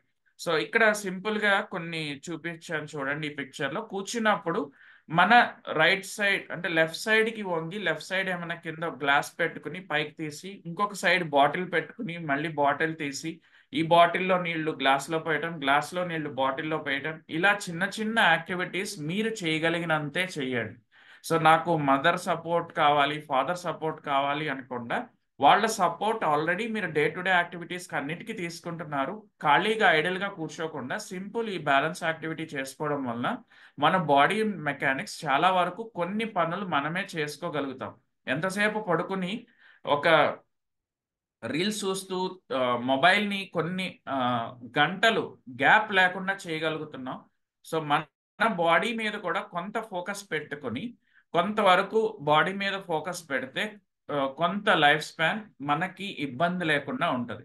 అండ్ దయచేసి చెప్తున్నాను, అందరూ కూడా బరువులు ఎత్తితే యూజువల్గా జిమ్లో మజిల్ గ్రోత్ అవుతుంది. బట్ మీరు వెయిట్ లిఫ్టింగ్ అనేది అవాయిడ్ చేయండి. మీరల్లా మన మెయిన్ ఎయిమ్ ఏంటి అంటే to maintain muscle strength. Maintain మాత్రమే చేయడానికి మనం వెయిట్స్ ఎత్తవసరం లేదు, మన బాడీ వెయిటే సరిపోతుంది. సో మీరు కాళ్ళు చేతులు ఫ్రీగా ముందుకి వెనక్కి మీరు ఎంతవరకు చేయగలరో అంతవరకు చేయండి.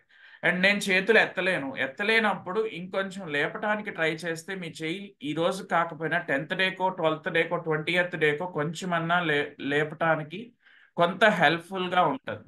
అలాగే కాళ్ళు మడిచితే జాపలేను అనుకున్నప్పుడు అసలు ప్రయత్నం అనేది చెయ్యండి. పాదాలు ఆడించాలి. ఇప్పుడు టైలర్ బట్టలు కొడతారు ఎక్కువగా పాదాలు ఆడిస్తూ, అంటే ఇప్పుడు అన్ని ఎలక్ట్రానిక్ మెషిన్స్ వచ్చేసి ఒకప్పుడు కుట్టేవారు కదా.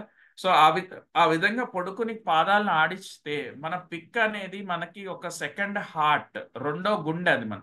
సో కింద బ్లడ్ పూలింగ్ అవ్వకుండా, అంటే ఎక్కువసేపు కూర్చుని ఐడిల్గా ఉంటారు కాబట్టి కాళ్ళన్నీ వాస్తాయి అన్నమాట. ఆ వాయకుండా ఉండటానికి కంటిన్యూస్గా చేతి ఏళ్ళు, కాలు ఏళ్ళు, కాళ్ళు, పాదాలు, అలాగే అరచేతులు ఎక్కువగా ఆడిస్తూ ఉంటే మీకు సర్క్యులేషన్ అనేది న్యాచురల్గా జరుగుతూ ఉంటుంది మన బాడీ మొత్తం. అండ్ ఇవే కాకుండా మీరు చేయగలిగినంత వరకు లీజర్ యాక్టివిటీస్ ఎంగేజ్ చేయండి. ఎప్పుడూ ఐడియల్గా ఉండి నా జీవితం ఇలా అయిపోయింది అనుకుంటే ఎవరో వచ్చి ఏమో చేయరు, మనమే ఎంగేజ్ చేసుకోవాలి. మీరు నడవగలిగితే మ్యాక్సిమం ఎంతవరకు నడవగలరో దాని మీద ఫోకస్ పెట్టండి. మీరు ఇమీడియట్గా అలవాటు లేకపోయి మీరు గనక నడిచే స్టేజ్ ఉంటే అది కాలు మునేళ్ల మీద అయినా కానివ్వండి, మీరు ఏ విధంగా అయినా నడవగలిగిన వాళ్ళైతే మీరు టైంని బ్రేక్ చేసుకోండి. అది మీ ఇంటి మీద కానీ ఇంటి ముందు కానీ ఎక్కడైనా సరే మ్యాక్సిమం నడవటానికి ట్రై చేయండి. టైంని బ్రేక్ చేసుకుని ఒక 15 మినిట్స్ టైం పెట్టుకోండి. ముందు 5 మినిట్స్ స్లోగా నడవండి, తర్వాత 5 మినిట్స్ బాగా మీరు ఎంతవరకు మీ బాడీని పిక్ చేయగలరో, ఎంత స్పీడ్ నడవగలరో నడిచి మళ్ళీ 5 మినిట్స్ తర్వాత లాస్ట్ 5 మినిట్స్లో స్లో చేయాలి బాడీని. ఫస్ట్ ఎలా స్లోగా స్టార్ట్ చేశారో లాస్ట్లో కూడా అలాగే స్లోగా ఎండ్ చేయండి. సో మీరు 15 మినిట్స్ కొన్ని రోజులు ఒక 3 వారాలు నడిచారు, ఇంకా బోర్ కొడుతుంది టైం పెంచుకుందాం అనుకుంటే 20 మినిట్స్ చేసుకుంటే దాన్ని బ్రేక్ చేయండి. ఫస్ట్ 5 మినిట్స్ స్లోగా, మధ్యలో 10 మినిట్స్ ట్రైనింగ్ సెషన్ ఉండాలి, లాస్ట్లో 5 మినిట్స్ మళ్ళీ కూల్ డౌన్ ఉండాలి. ఎప్పుడు నడిచినా అంటే ఒక హాఫ్ అన్ అవర్ టైం పెట్టుకుంటే ఫస్ట్ 10 మినిట్స్ వార్మప్ ఉండాలి, మధ్యలో 10 మినిట్స్ బాగా ట్రైనింగ్ ఉండాలి, లాస్ట్లో 10 మినిట్స్ కూల్ డౌన్ ఉండాలి. వాకింగ్ టైంని ఇలా బ్రేక్ చేయండి. అది స్టాటిక్ సైకిల్ అయినా, మీరు నార్మల్ సైకిల్ అయినా, వాకింగ్ అయినా, ఏదైనా ఇవన్నీ కూడా ఎండ్యూరెన్స్ ఎక్సర్సైజ్లే. అంటే హార్ట్కి రిలేటెడ్ ఎక్సర్సైజ్లు ఎప్పుడూ కూడా మోనోటోనస్గా ఉండకూడదు, క్రమేపీ టైంని పెంచుకుంటూ వెళ్ళాలి. అండ్ ఎంత మ్యాక్సిమం వెళ్ళొచ్చు అంటే మీరు 1 అవర్ చాలు, బియాండ్ 1 అవర్ అవసరం లేదు. సో ఇదర్ ఏ టైంలో చేయాలి, మార్నింగ్ ఆర్ ఈవినింగ్ ఎప్పుడైనా పర్వాలేదు. ఇదర్ మార్నింగ్ ఆర్ ఈవినింగ్ మీకు కుదిరినప్పుడు చేయటానికి ట్రై చేయండి. అండ్ ప్రిఫరబుల్లీ మట్టి రోడ్డు, ఇసుక రోడ్డు అయితే ఇంకా బెటర్. లేదు, పాసిబిలిటీ లేదు అనుకుంటే మీకున్న అవైలబుల్ సోర్సెస్లో నడవటానికి చూడండి. అండ్ గార్డెనింగ్, సో మీరు మంచం మీద ఉండి కూడా మీ మంచం చుట్టూతా కూడా మీరు మొక్కలను పెంచుకుంటే మంచి ఆక్సిజన్ ఎయిర్ మీరు పీల్చగలుగుతారు. మీకు కొంత లీజర్ టైం కొంత ఎంగేజ్ చేయగలుగుతారు ఐడిల్గా కాకుండా. అండ్ మొబైల్స్ నుంచి కొంచెం దూరంగా ఉండి కొంత టైం మొబైల్తో ఎంగేజ్ అయినా మిగిలిన టైం కొంత లీజర్ యాక్టివిటీస్ ప్లాన్ చేసుకోండి. అండ్ ఇక్కడ డాన్సింగ్ అనేది ఒక ఆర్టే అది కూడా. అండ్ మీ బాడీని కూడా ఆ విధంగా స్వింగ్ చేయండి. మీ మొబైల్స్లో పాటలు పెట్టుకున్న, టీవీలో సాంగ్ వస్తున్నా దానికి తగ్గట్టు కూడా మీరు కొంచెం యాక్టివ్గా మీ బాడీని ఎంగేజ్ చేయండి. అలాగే బైసైక్లింగ్, మీరు కూర్చుని తొక్కే సైకిల్ అయినా పర్వాలేదు, లేదు బయటికి తీసుకెళ్ళి బయట నడిపే సైకిల్ అయినా మీరు నడపగలిగితే దాన్ని కంటిన్యూ చేస్తే మీరు దాని నుంచి విస్మరించడం అనేది డిలే అవుతుంది. సో అమ్మో నేను సైకిల్ అంటే ఇప్పుడుకిప్పుడు ఈరోజు రేపు పొద్దున్నే నిద్రలేసి నేను సైకిల్ కొనుక్కుని సైకిల్ తొక్కాలని కాదు. ఆ క్యాపబిలిటీస్ మీరు చేయగలిగితే చెయ్యండి, చేయలేనప్పుడు ఎవరైనా సపోర్ట్ తీసుకుని ఆ చేయగలిగే స్టేజ్కి వెళ్ళండి. కానీ రేపు పొద్దున్నే సైకిల్ కొనుక్కోండి అని నేను చెప్పను. అలాగే కొన్ని కొన్ని యాక్టివిటీస్ అంటే ఇండోర్ యాక్టివిటీస్ లోనే పార్టిసిపేట్ చేయండి, అది గేమ్స్ లో కానీ ఏదైనా సరే. అలాగే డిస్ట్రోఫీ అనే వాళ్ళకి ఇనీషియల్ స్టేజెస్ లో మీ బాడీ కనుక ఫ్లెక్సిబుల్ ఉంటే స్విమ్మింగ్ కి వెళ్ళటానికి ట్రై చేయండి. And swimming is the best exercise. మీ బాడీలో ప్రతి ఒక్క మజిల్ యాక్టివ్గా పార్టిసిపేట్ అవుతుంది. మనం కూర్చుని ప్రతి మజిల్ని ఎక్సర్సైజ్ చేసే కంటే స్విమ్మింగ్లో న్యాచురల్గా ఆటోమేటిక్గా జరిగిపోతుంది. అండ్ మీకు స్విమ్మింగ్ రాదు అనుకుంటే దగ్గరలో ఉన్న స్విమ్మింగ్ క్లబ్స్కి వెళ్ళి నేర్చుకోండి. అండ్ సపోర్ట్ కావాలంటే మాత్రం మీకు స్విమ్మింగ్ ఎయిడ్స్ ఉంటాయండి. ఆ ఎయిడ్స్ అంటే నూడిల్స్ కానీ లేదంటే సస్పెండ్ అవ్వకుండా కొన్ని జాకెట్స్ ఉంటాయి, ఆ వాటితో అన్న మీరు వెళ్ళటానికి ట్రై చేయండి. అండ్ ఇక్కడ మెయిన్ కాంప్లికేషన్స్ ఏంటంటే ఎక్కువగా ఫ్రీక్వెంట్ ఫాల్స్ ఉంటాయి కాబట్టి లాంగ్ బోన్ ఫ్రాక్చర్స్ అవుతూ ఉంటాయి. అలాగే ఆస్టియోపోరోసిస్, మీరు నాలుగు గోడల మధ్యలో ఉంటే డెఫినెట్గా బోన్స్ అనేది చాలా బ్రిటిల్, చాలా డెలికేట్గా తయారవుతాయి. ఎర్లీ మార్నింగ్ సన్కి ఎక్స్పోజ్ అవడానికి ట్రై చేయండి, దాని ద్వారానే మనకి వైటమిన్ డి అనేది వస్తుంది. అండ్ స్కోలియోసిస్, ఎక్కువ వంకర్లు రాకుండా మీకు మీరే కాపాడుకోవాలి. అలాగే రెస్పిరేటరీ కాంప్లికేషన్స్ అవాయిడ్ చేయాలంటే మీరు ఇందాక నేను చెప్పినట్టు బ్రీతింగ్ ఎక్సర్సైజ్ బాగా చేయాలి. అండ్ ఇక్కడ బ్రీతింగ్ చేస్తే కనుక మీకు నైట్ టైం కూడా హ్యాపీగా నిద్రపోగలుగుతారు. అలాగే కార్డియాక్, మీరు మంచానికి పరిమితం అయిపోయి ఏం యాక్టివిటీస్ చేయకపోతే కార్డియాక్ రిలేటెడ్ ప్రాబ్లమ్స్ చాలా వస్తూ ఉంటాయి. సో వాటి నుంచి ఓవర్కమ్ అవ్వాలంటే ఫిజికల్గా ఫిట్ చేసుకోవడానికి ట్రై చేయండి. And thank you for giving me this opportunity and time for question. మీకు ఎటువంటి క్వశ్చన్స్ ఉన్నా అడగొచ్చు.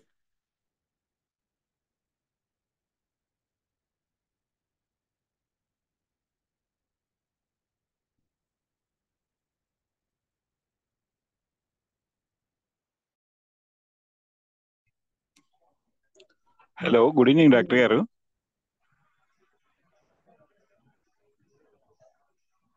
Good hello, evening. చెప్పండి. Good evening sir. మేము వైజాగ్ నుంచి మాట్లాడుతున్నామండి. మా అబ్బాయికి ఇప్పుడు మస్క్యులర్ డిస్ట్రోఫీ వచ్చి ఆల్మోస్ట్ 20 years దగ్గర దగ్గర అవుతుందండి. ప్రెసెంట్ అయితే బాబు స్టేబుల్ గా ఉన్నాడు. బట్ మేము ఇంట్లోనే ఫిజియోథెరపీ చేయిస్తున్నాం సార్. బయట ఈ వీల్ చైర్ ఉంది, దీనిలో బయటికి తీసుకెళ్లి కొంచెం ట్రై చేద్దాం అని అనుకుంటున్నాం. అట్లా చేయొచ్చా అండి? బయట గ్రౌండ్ లోకి తీసుకెళ్లి నడిపించి ప్రయత్నం చేద్దాం అనుకుంటున్నాం. దానివల్ల ఏమైనా కాంప్లికేషన్స్ వస్తాయా ఏంటని అడుగుదాం. ఏమి రావు సార్. మీరు మాక్సిమం కమ్యూనిటీ మొబిలైజేషన్ అనేది మీరు చేయగలిగితే పిల్లల్ని తీసుకెళ్ళటం వలన పిల్లలు కూడా సైకలాజికల్గా చాలా బెటర్గా డెవలప్ అవుతారండి. మీరు తీసుకెళ్ళగలిగితే తీసుకెళ్ళండి. Thank you sir, thank you. Community mobilisation అనేది వాళ్ళకి ఇంటర్నల్గా చాలా ఇంపాక్ట్ తీసుకొస్తుంది. Sir good evening sir.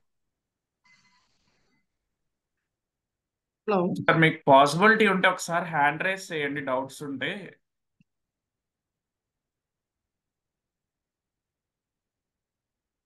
అడగండి ప్రవీణ్ గారు. సార్, ఇప్పుడు వాళ్ళకి మస్కులర్ డిస్ట్రోఫీ వచ్చే వారికి ఆ, ఉన్న ప్రాబ్లంకి పెరిగే పొట్టకి ఏమైనా సంబంధం ఉంటుంది సార్? అంటే ఉండ ప్రాబ్లంకి పొట్ట, అంటే పొట్ట కూడా యాంటీ గ్రావిటీ మజిలేనండి. మన బాడీని స్ట్రైట్గా ఎరెక్ట్గా ఉంచాలంటే ఆ మజిల్ ఎప్పుడు పనిచేస్తూనే ఉంటుంది. అండ్ అబ్నార్మల్గా పొట్ట ఎందుకు వస్తుంది అంటే మీరు యాక్టివిటీస్ ఏమీ చేయకుండా ఐడియల్గా ఉంటే డెఫినెట్గా మనం తిన్న ఫుడ్లో ఉన్న ఫ్యాట్ అంతా వెళ్ళి పొట్టలోనే ఫస్ట్ డిపాజిట్ అవుతుంది. అండ్ మగవారిలో ఎక్కువ జరిగేది పొట్ట దగ్గరే, లేడీస్ అయితే కనుక మన తొడల దగ్గర ఎక్కువగా ఫ్యాట్ డిపాజిట్ అవుతూ ఉంటుంది. అండ్ మస్కులర్ డిస్ట్రోఫీలో యూజువల్గా మీ పోస్టర్ కూడా ఎవరిని చూసినా పొట్ట బాగా ముందుకు తోసి మెడని బాగా వెనక్కి నెడతారు. సో అది అబ్నార్మల్ పోస్చర్ అండి. మీ ఫ్లెక్సిబిలిటీని మెయింటైన్ చేసుకుని బేసిక్ సింపుల్ ఎక్సర్సైజ్ చేసుకుంటే కనుక, అండ్ డైట్ కూడా డైటీషియన్ సలహా తీసుకుని మీరు ఆ విధంగా తీసుకుంటే మీకు పొట్ట అది పెరగకుండా ఉంటుంది అన్నమాట. Okay sir. అదే నేను డైట్ చేస్తుంటా, అలాగే చిన్న చిన్న ఎక్సర్సైజ్ కూడా చేస్తుంటాను. అయినా సరే ఆ పొట్ట మాత్రం అసలు తగ్గడం లేదు. దీనికి ఏం సంబంధం ఉందని చిన్న డౌట్. అదే అసలు పొట్టుకి బొజ్జ పెరిగేదానికి ఏమైనా సంబంధం ఉందని చిన్న డౌట్ అండి. లేదండి, అది ఏ పాపులేషన్ కైనా పెరుగుతుంది. బొజ్జ అనేది మనం తినే తిండిని బట్టే. ఓకే. మీరు ఫైబర్ డైట్ ఎక్కువ తీసుకుంటే గనక పొట్ట దగ్గర ఫ్యాట్ డిపాజిట్ అవ్వకుండా మీ ఫైబర్ మీ బవల్ మూమెంట్ కి ఎక్కువగా ఉపయోగపడుతుంది, హెల్ప్ అవుతుంది. Okay, thank you sir. Okay. తీసుకో కాల్ అలా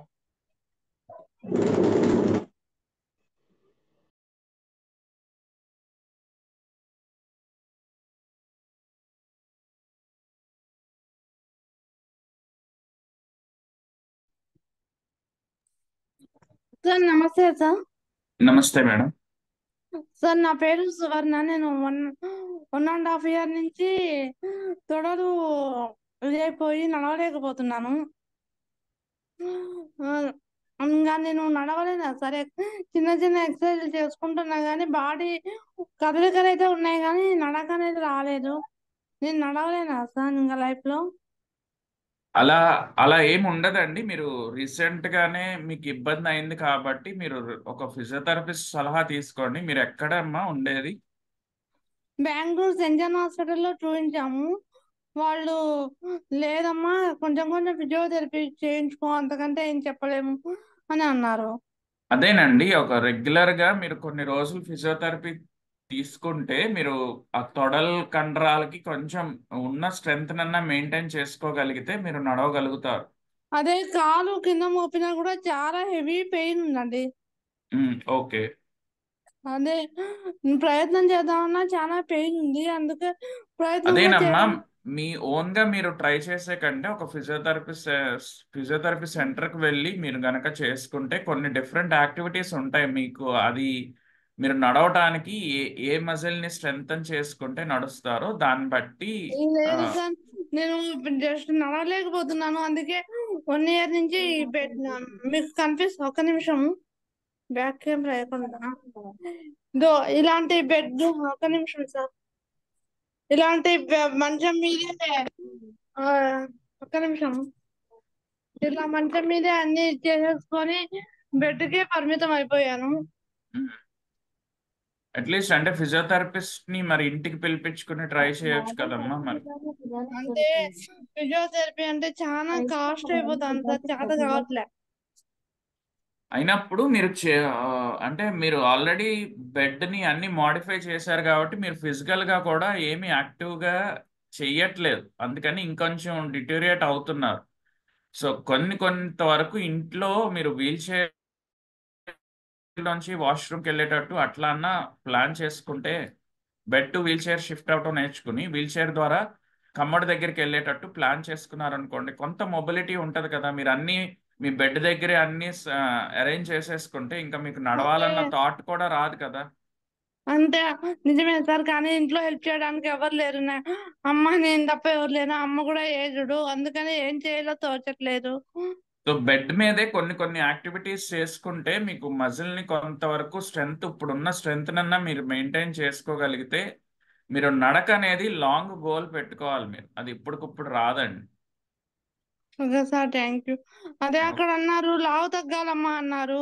మ్మ్. దాంతో లావు అయితే తగ్గాను కొంచెం, ఫుడ్ కంట్రోల్ చేసి అది చేసి, కానీ ఓకే. నడక అనేది రాలేదు. నడక థ్యాంక్ రావాలి అంటే నడకకి సంబంధించిన మజిల్స్ కి కొంతవరకు ఎక్సర్సైజ్ చేసుకుంటే రెగ్యులర్ గా మీరు ఒక 3 months to 6 months అట్లా ట్రై చేస్తే తర్వాత నడక మీదకి ఫోకస్ పెట్టుకోవచ్చు. ముందు మీరు బెడ్ మీదే చేయాల్సిన కొన్ని సింపుల్ ఎక్సర్సైజెస్ ఉంటాయి.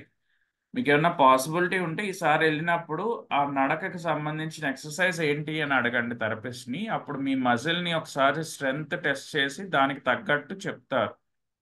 చెప్తే అవి మీరు చేసుకుంటే ముందు అసలు నుంచోవాలి, బ్యాలెన్స్డ్గా కూర్చోవాలి, నుంచున్నప్పుడు బ్యాలెన్స్ చేసుకోగలగాలి. అది అయిన తర్వాత కదా నడక. నడక అనేది లాంగ్ గోల్ అన్నమాట.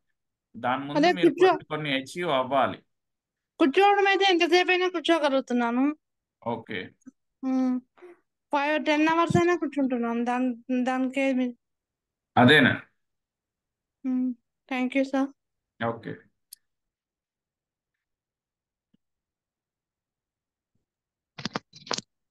హలో నమస్తే డాక్టర్ గారు. నమస్తే అండి. చెప్పారు.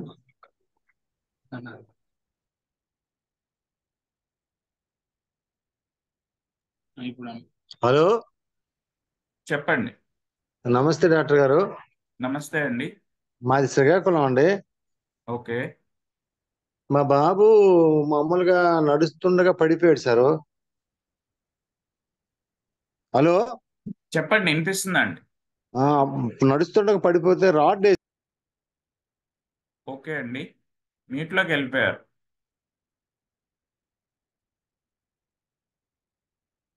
అన్మ్యూట్ చేసుకోండి. హలో చెప్పండి అమ్మా. హలో నమస్తే సార్. నమస్తే. మా పాప 8 సంవత్సరాలు బాగా నడిచిందండి. ఓకే హలో అమ్మా, చెప్పండి అమ్మా. తర్వాత ఇప్పుడు మస్కులర్ డిస్ట్రోఫీ అండి, నడపలేదు మంచం మీద.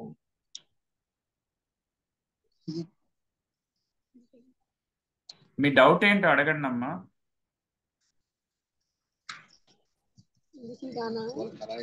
అదే మొన్న నెల క్రితం ప్రొటెక్షన్ డిసిషన్ చేయించామండి. ఉమ్, అనిల్ కుమార్ గారు చేశారు విజయవాడ. ఓకే. అదే పాప నడిచే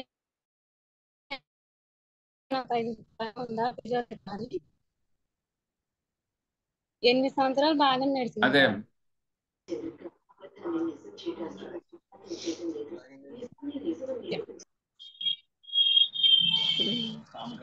హలో చెప్పండి అమ్మా, మీ డౌట్ అర్థం కాలేదు. అదే ఫిజియోథెరపీ ద్వారా నడిచే ఇది ఉందా అని పాప ముందు బేసిక్ గా ఫిజియోథెరపీ మీరు ఇంట్లో చేపిస్తున్నాం సార్. కొన్ని కొన్ని ఎక్సర్సైజ్ వరకు ఫిజియోథెరపిస్ట్ తో చేయించటమే కాకుండా మీరు కూడా ట్రై చేయాలమ్మా. చేస్తే నడక అనేది మీకు లాంగ్ గోల్. ఇందాక కూడా మేడం అడిగితే చెప్పాను. సో నడక కంటే ముందు బ్యాలెన్స్డ్ గా కూర్చోగలగాలి అండ్ నుంచోగలగాలి.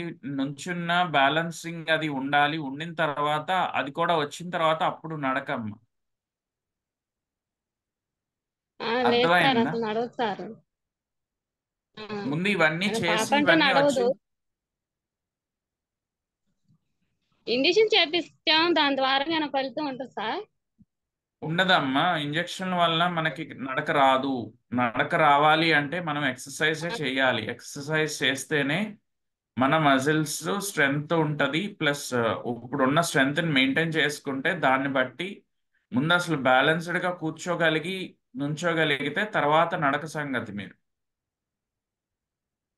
అది నుంచోలేదు సార్, కూర్చోబెడితేనే కూర్చోండి. అసలు అదేనమ్మా, నరాలు అవుతాయని రోజు ప్రయత్నం చేయండి, నిదానంగా తేడా వస్తుంది.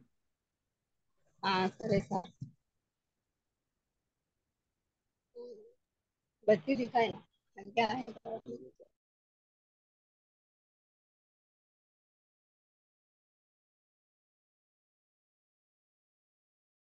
నమస్తే సార్. నమస్తే సార్. సార్ చాలా బాగా చెప్పారు sir. Very good thank you sir. Explanation. Thank you. ఇంతవరకు మాకున్న డౌట్స్ అన్ని బాగా క్లారిఫై అయినాయి. అయితే బాబుకి ఫిజియోథెరపీ చేపిస్తున్నాం సార్, మాది విజయవాడ. Okay sir. అయితే ఫిజియోథెరపీ ఇంత టైం అని ఏమన్నా ఉంటుందా సార్?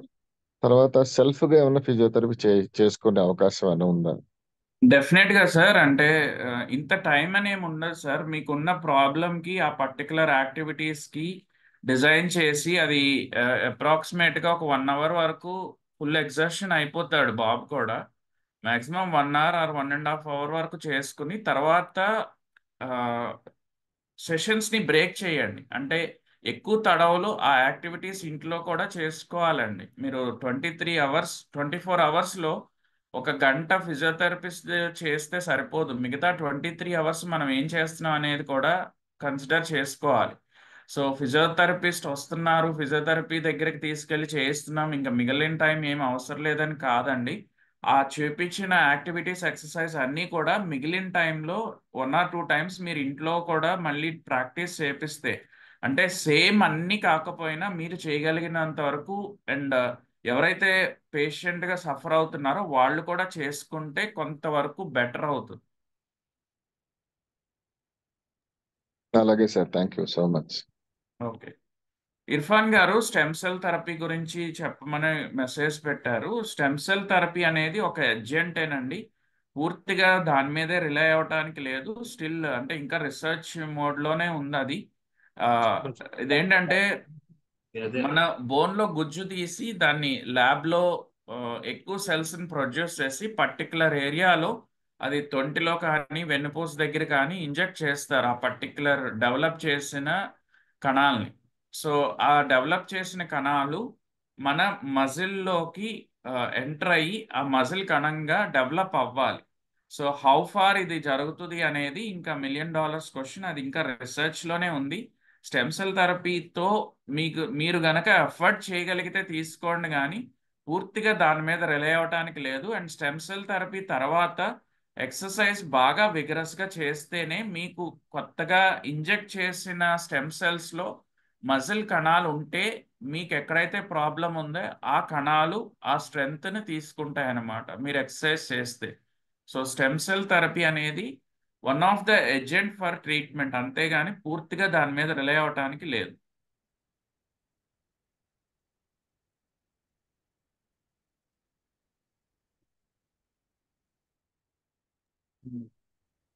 నమస్తే సార్. నమస్తే అండి. సారు ఇప్పుడు మా బాబులు ఇద్దరు ఉన్నారు సారు. ఓకే అండి. ఇద్దరికి మా మస్కులర్ డిస్ట్రాఫీని. ఓకే. ఒక బాబు పడిపోయినాడండి, ఆయనకి రాడ్ వేసాం సారు. రాడ్ వేసిన తర్వాత రాడ్ వేసి 2 సంవత్సరాలు అయిపోతుంది కానీ నొప్పి వచ్చేస్తుంది సార్ ఇప్పుడు. ఓకే. అయితే తిరగడం గట్రా చేస్తున్నాడు, ఇదంతా ఎక్సర్సైజ్ కూడా చేస్తుంటాడు, అన్ని బాగానే ఉంది. బాబు వయసు ఎంత అండి? బాబు వయసు 34 years అండి.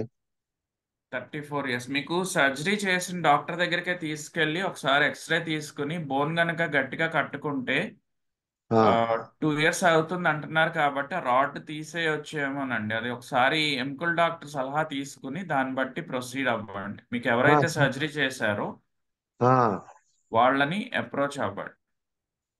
సిలికాన్ రాడ్ వేసారు అన్నారండి అప్పుడు. అదేలే. రెండో వాడు అయితే కొంచెం నడుస్తున్నాడు సారు. ఓకే. నడుస్తున్నాడు కానీ మరి ఆయన ఏంటంటే అలాగా సడన్ గా పడిపోతున్నాడండి.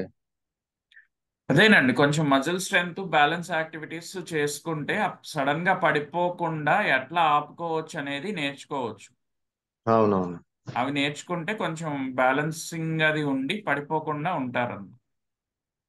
అలాగే సార్. థ్యాంక్ యూ అండి. వెంకటేష్ గారు మజిల్ వీక్ అయిపోతుంది అని మెసేజ్ పెట్టారు. సో మీరు ఇప్పుడు మజిల్ వీక్ అయిపోయింది మనం ఆపలేము, అట్లీస్ట్ ఇప్పుడు వరకు మీకు ఉన్న మజిల్ స్ట్రెంగ్త్ అన్నా మెయింటైన్ చేసుకోవాలంటే మీరు ఫిజియోథెరపీ చేసుకోవాలండి. బేసిక్ సింపుల్ ఎక్సర్సైజ్ మాత్రం మీరు పడుకుంటే పడుకుని, కూర్చుంటే కూర్చుని, నుంచుంటే నుంచుని ఇవి కంటిన్యూ చేసుకుంటే మీకు ఫర్దర్ మజిల్ వీక్ అవ్వకుండా ఉంటుంది. రోజు ఉంటాడా?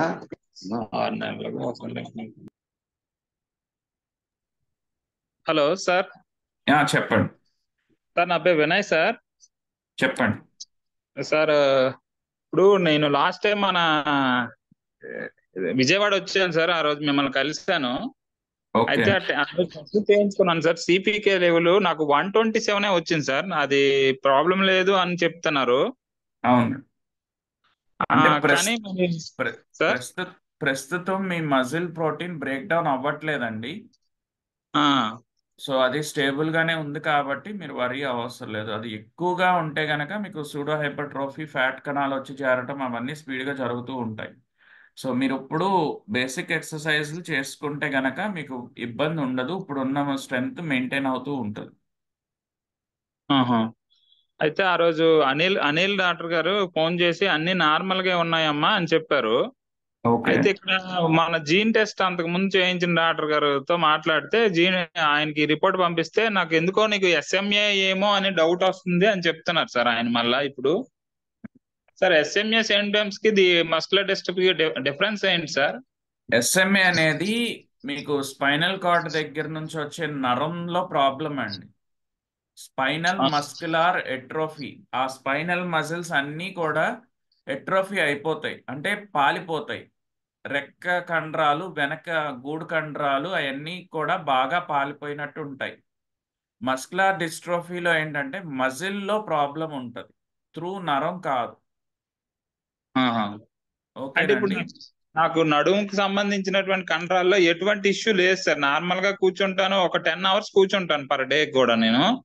ఎస్ఎంఏలో గూడు కండరాలు, రెక్క కండరాలు, వెనక వెన్నుపూసకు సంబంధించిన కండరాలే ఎక్కువ వీక్ అవుతాయండి. నడుం దగ్గర ఎక్కువ ఇన్వాల్వ్మెంట్ ఉండదు. ఓకే. అంటే ఈ మధ్య ఎస్ఎంఏ మెడిసిన్ గట్ట వచ్చింది అన్నారు కదా, నేను ప్రాపర్ గా తెలుసుకోకపోతే మళ్ళీ ఇబ్బంది అని అడుగుతున్నాను. అవును, అది డయాగ్నోస్ చేయించుకోండి. ఎస్ఎంఏనా మస్కులర్ డిస్ట్రోఫీ అనేది తెలుస్తుంది కదా.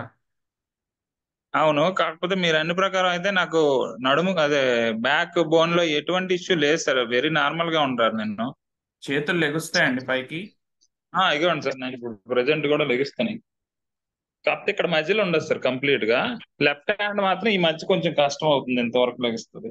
అదే మీది ఎస్ఎంఏ లానే ఉందండి. SMA sir. అయితే దానికి ఏ టెస్ట్ చేయించాలి సార్? ఎస్ఎంఏ టెస్ట్ వేరేగా ఉంటుందా? మీరు న్యూరాలజిస్ట్ ని కన్సల్ట్ అవ్వండి, చెప్తారు. అలాగే సార్, అలాగే sir. Thank you sir. Okay అండి. మస్కులర్ డిస్ట్రోఫీ నిర్ధారించడానికి కూడా మీరు ఫిజికల్ గా మీకున్న ప్రాబ్లమ్స్, తర్వాత ఈఎంజీ టెస్టు, తర్వాత బ్లడ్ టెస్టు, ఇంకా ఈ జీన్ టెస్ట్, ఇవన్నీ చేసి కానీ కన్ఫర్మేషన్ అవ్వదండి. అలాగే ఎస్ఎంఏ కూడా కొన్ని టెస్టులు చేయాలండి, చేస్తేనే అది ఎస్ఎంఏనా కాదా అనేది తెలుస్తుంది. ఈవెన్ మస్కులర్ డిస్ట్రోఫీ కూడా కొన్ని టెస్టులు చేస్తే అది మస్కులర్ డిస్ట్రోఫియా కాదా అనేది నిర్ధారించుకోవడం జరుగుతుంది. హైదరాబాద్ లో చెప్పు.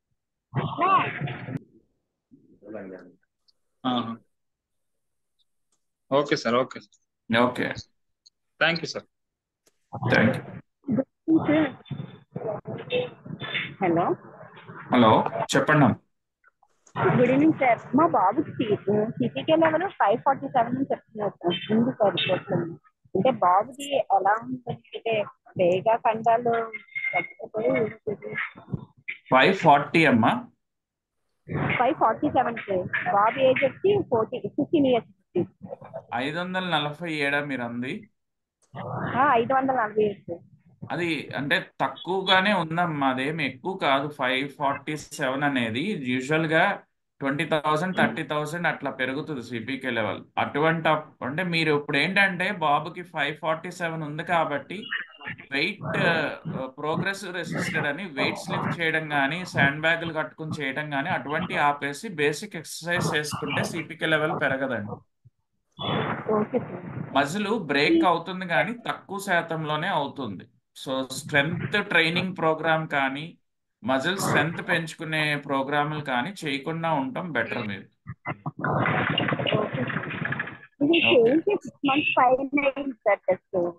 ఏంటి మేడం? ఈ టెస్ట్ చేయించి 6 months పైన సార్. మళ్ళీ ఒకసారి చేయించమంటారా? ఎలా ఉంది ఏంటన్నది. అంటే ఇబ్బందులు ఉంటే చేయించండి, కానీ ఊరికినేం అవసరం లేదు. Okay sir. అంటే daily day to day activities చేస్తూ ఉంటాడు కదా బాబు. ఆ చేసే వాటిల్లో ఇది వరకటి మీద ఇప్పుడు ఇబ్బందిగా అనిపిస్తుంది, చేయలేకపోతున్నాడు అనుకుంటే అప్పుడు బ్లడ్ టెస్ట్కి వెళ్ళండి. డౌన్ అవుతుంది సార్. ఇలా కాస్త కొంచెం మెట్లు స్ట్రైట్ గా నుంచొని ఎక్కడ అది కాస్త కొంచెం దూరం నచ్చినా పర్వాలేదు, అంతగా అలసిపోయేవాడు కాదు. ఇప్పుడు కొంచెం దూరం పోతున్నాడు. నెక్స్ట్ మెట్లు కూడా స్ట్రైట్ గా ఎక్కలేకపోతున్నాడు. మొత్తం కాలు మీద చేపెట్టి నడుము వంచి తను ఇంకో మెట్లు ఎక్కాల్సి వస్తుంది. అదేలే. అసలు ఇంకెక్కలేకపోతున్నాడు. ఓకే.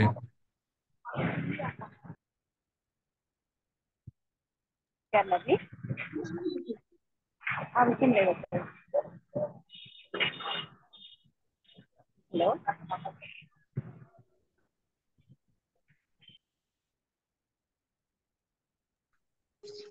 సిగ్నల్ ఏరియాలో ఉండి మాట్లాడండి, క్లియర్ గా వినిపించట్లేదు.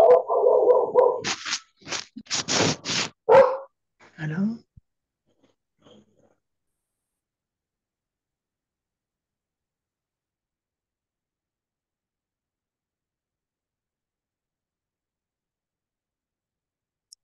వెంకట్ గారు చెప్పండి.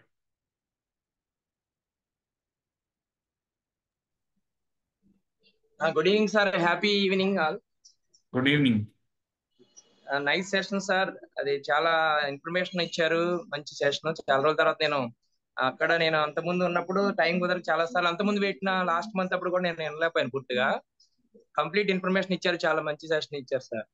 అదే డౌట్స్ అంటే కొన్ని మీరు ఇచ్చిన ఎక్స్ప్లెనేషన్ సబ్జెక్ట్ అంతా కూడా చాలా వరకు కొన్ని డౌట్స్ క్లియర్ అయినాయి. అలాగే ఇప్పుడే స్విమ్మింగ్కి వెళ్ళి వచ్చాం. ఈవినింగ్ ఉదయం కుదరలే ఈ రోజు. అలాగే మరి నేను మీ సెంటర్ కి తీసుకొస్తున్నప్పటికీ గుణాలు మంచి ఇంప్రూవ్మెంట్ కూడా చూస్తున్నాను. నేను ఇంట్లో కొన్ని రోజులు కుదిరిన వరకు నేను వారంలో 1-2 రోజులు తీసుకొస్తున్నాను, కానీ మిగతా రోజులు ఇంట్లోనే తనతో చేపిస్తాను సార్.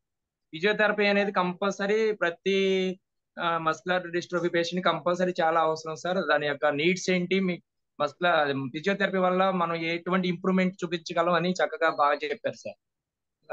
దాన్ని బట్టి నేను ధన్యవాదాలు తెలియజేసుకున్నాను. చాలా మంచి ఇన్ఫర్మేషన్ ఇచ్చారు. చాలా చక్కగా ఎక్స్ప్లెయిన్ చేశారు. చాలా మందికి మంచి డౌట్స్ క్లియర్ అవ్వడానికి అవకాశం ఉంది ఈ సెషన్ ద్వారా.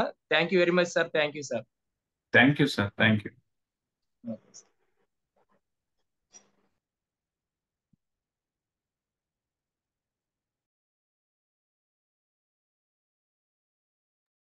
ఇంకా ఎవరికైనా డౌట్స్ ఉంటే అడగండి మా.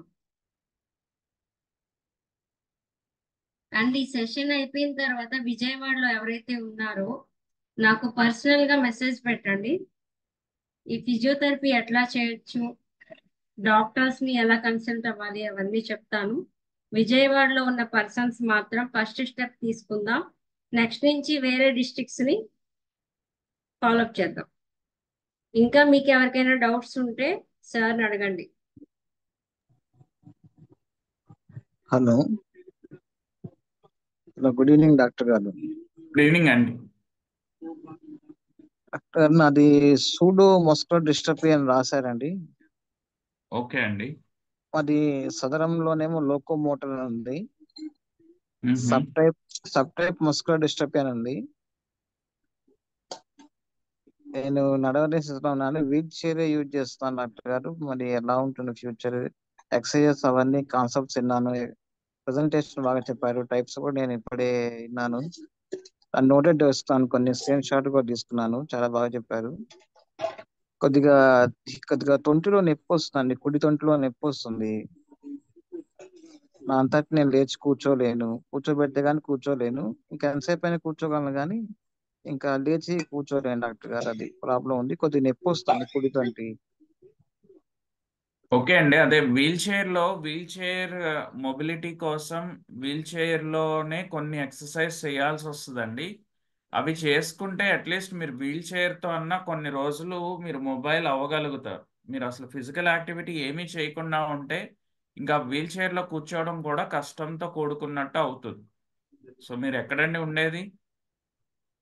గుంటూరు డిస్ట్రిక్ట్ సార్, చేబ్రోల్ దగ్గర విలేజ్. దగ్గరలో ఏమన్నా ఫిజియోథెరపీ సెంటర్కి వెళ్ళి వన్స్ ఇన్ ఏ వైల్ 15 డేస్కి కానీ వన్ మంత్కి ఒకసారి వాళ్ళ సలహా తీసుకుని మీరు అవి రెగ్యులర్గా ఇంట్లో చేస్తూ మళ్ళీ ఇంకేమన్నా కొత్తవి చూపిస్తారేమో నెక్స్ట్ విజిట్లోకి వెళ్ళి మీరు అవి అచీవ్ అయితే కనుక కొన్ని ఎక్సర్సైజ్లు ఉంటాయండి. బ్రీతింగ్ బాగా చేయాలి మీరు, బ్రీతింగ్ ఎక్సర్సైజ్లు అనేవి. అలాగే వీల్ చైర్లో నుంచి every 15 minutes to half an hour ఒకసారి మీ అంతటి మీరు చేతుల మీద పైకి లెగిసి కూర్చోవడం అటువంటివి చేయాల్సి వస్తుందండి. హ్యాండ్స్ కూడా రెండు పైకి లేపలేం డాక్టర్ గారు, రెండు చేతులు పైకి లేవు. అదేనండి మీ పాసిబిలిటీస్ ఏంటంటే ఫిజికల్ గా చూస్తే కరెక్ట్ గా చెప్పగలరు. మీరు దగ్గరలో భోజనం లైట్ గానే కొద్దిగా తీసుకున్న భోజనం కొద్దిగా ఫ్యాట్ వస్తుందండి. హ్యాండ్స్ దగ్గర కొద్దిగా స్టమక్ దగ్గర ఫ్యాట్ వస్తుంది. ఓకే, అదే కొద్దిగా వేరే వాళ్ళు హెల్ప్ ఉంటే గానీ వీల్ చైర్ ఎక్కలేకపోతున్నాను, మళ్ళీ అదే మంచంలో కూర్చోలేకపోతున్నాను హెల్ప్ ఉంటే గానీ. అదేనండి మీరు కొంచెం బెడ్ మొబిలిటీ ఎక్సర్సైజ్లు ఒకటి, లయింగ్ టు సిట్టింగ్ ఎక్సర్సైజ్లు కొన్ని యాక్టివిటీస్ చేస్తే స్లోగా చేయగలుగుతారు. ఆ చిన్నవి మీ అంతటి మీరు ఇంకోటి సపోర్ట్ తీసుకోకుండా. సో డైలీ రెగ్యులర్గా చేసుకోవాలండి. అది మీరు కూడా చేసుకుంటేనే మీరు ఆ స్టేజ్ నుంచి కొంచెం వరకు మీ అంతటి మీరు చేయగలుగుతారు మీ పనులు. ఓకే డాక్టర్ గారు. ఇప్పుడు లోకోమోటర్ అనేది ఏ కేటగిరీ కింద వస్తుంది డిజేబిలిటీలో? అది మీరు సదరంలోనే అడగాలండి. ఓకే, థ్యాంక్ యూ డాక్టర్ గారు. థ్యాంక్ యూ సో మచ్ అండి. ఓకే.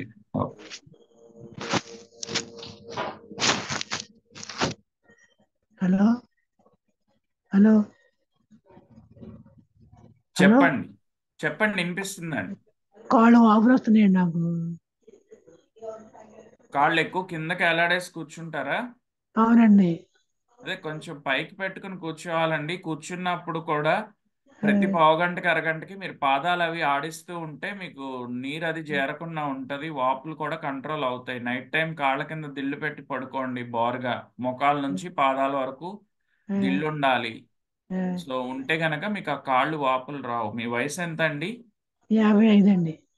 బీపీ ఉందండి? లేదండి. అది కూడా ఫ్రీక్వెంట్ గా చెక్ చేసుకోండి. యూజువల్ గా బీపీ పెరుగుతున్నా మీకు కాళ్ళు వాపులు అవి వస్తూ ఉంటాయండి.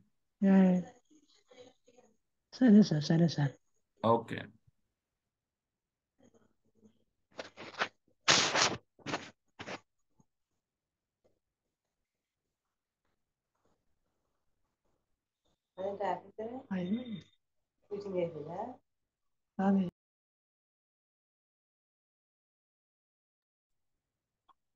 ఓకే, ఇంకా 5 minutes ఉంది. ఎవరైనా డౌట్స్ ఉంటే అడగండి, క్లోజ్ చేసుకుందాం.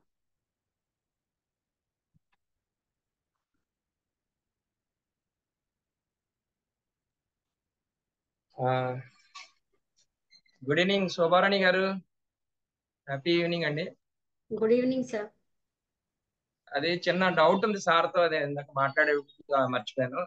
యాక్చువల్గా ఏంటంటే మనం ఫిజియోథెరపీ చేస్తున్నాం, కొన్ని రోజులు చేసాం, కొన్ని రోజులు చేయట్లేదు, కంటిన్యూషన్ తప్పింది. కానీ బాబు లాస్ట్ మంత్ కంటే ఈ లాస్ట్ మంత్ కొంచెం ఒక ఇంట్లో ఒక 2 గదుల పాటు నడిచేవాడు. స్విమ్మింగ్కి వెళ్ళి వస్తున్నా, స్విమ్మింగ్ నుంచి కొంచెం దూరం నడిచి రోడ్డు దాకా వచ్చేవాడు. ఇప్పుడు అసలు నిలబడటం కానీ నడవటం కష్టం అవుతుంది. మనం అంటే మంత్లీ ప్రోగ్రెస్ అనేది ఈ లక్షణాలు పెరగటం వల్ల ఎలా ఉంటది అంటారా, లేకపోతే లాస్ట్ మంత్ కి ఈ మంత్ కి చాలా ఏరియేషన్ ఉందండి. నేను అబుదాబిలో ఉండి వచ్చిన తర్వాత అబ్జర్వ్ చేస్తుంది ఏంటంటే కొంచెం ఒక గదిలో వరకు నడిచేవాడు, ఇప్పుడు కనీసం ఏంటంటే నిలబడటం కూడా కష్టం అవుతుంది. కాళ్ళు దూరం పెట్టుకొని కొంచెం ఏదైనా సపోర్ట్ తీసుకొని నిలబడుతున్నాడు, కానీ నడవటం అనేది పూర్తిగా కష్టం అవుతుంది సార్. అది ఏజ్ లిమిట్ మనకి అంటే ఏజ్ పెరిగే కొద్దిగా లక్షణాలు మనం మీకు చూపించాను కదా సార్, హైపర్సోడోట్రోపీ వల్ల, దాని వల్ల మజిల్స్ లో దేని వల్ల అయి ఉంటది అంటారు, అది ఒకసారి చెప్పరా?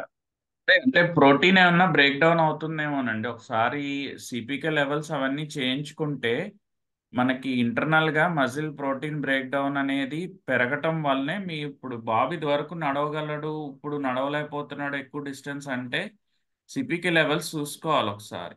చూసుకుంటే గనక అవి గనక పెరుగుతున్నప్పుడు మరి కంట్రోల్ చేయాలి. ఎక్కడ ఏ యాక్టివిటీస్ లో తను ఎక్కువ స్ట్రెయిన్ అవుతున్నాడో అవి కొన్ని తగ్గించుకుంటే మజిల్ ప్రోటీన్ బ్రేక్ డౌన్ అనేది కంట్రోల్ అవుతుంది.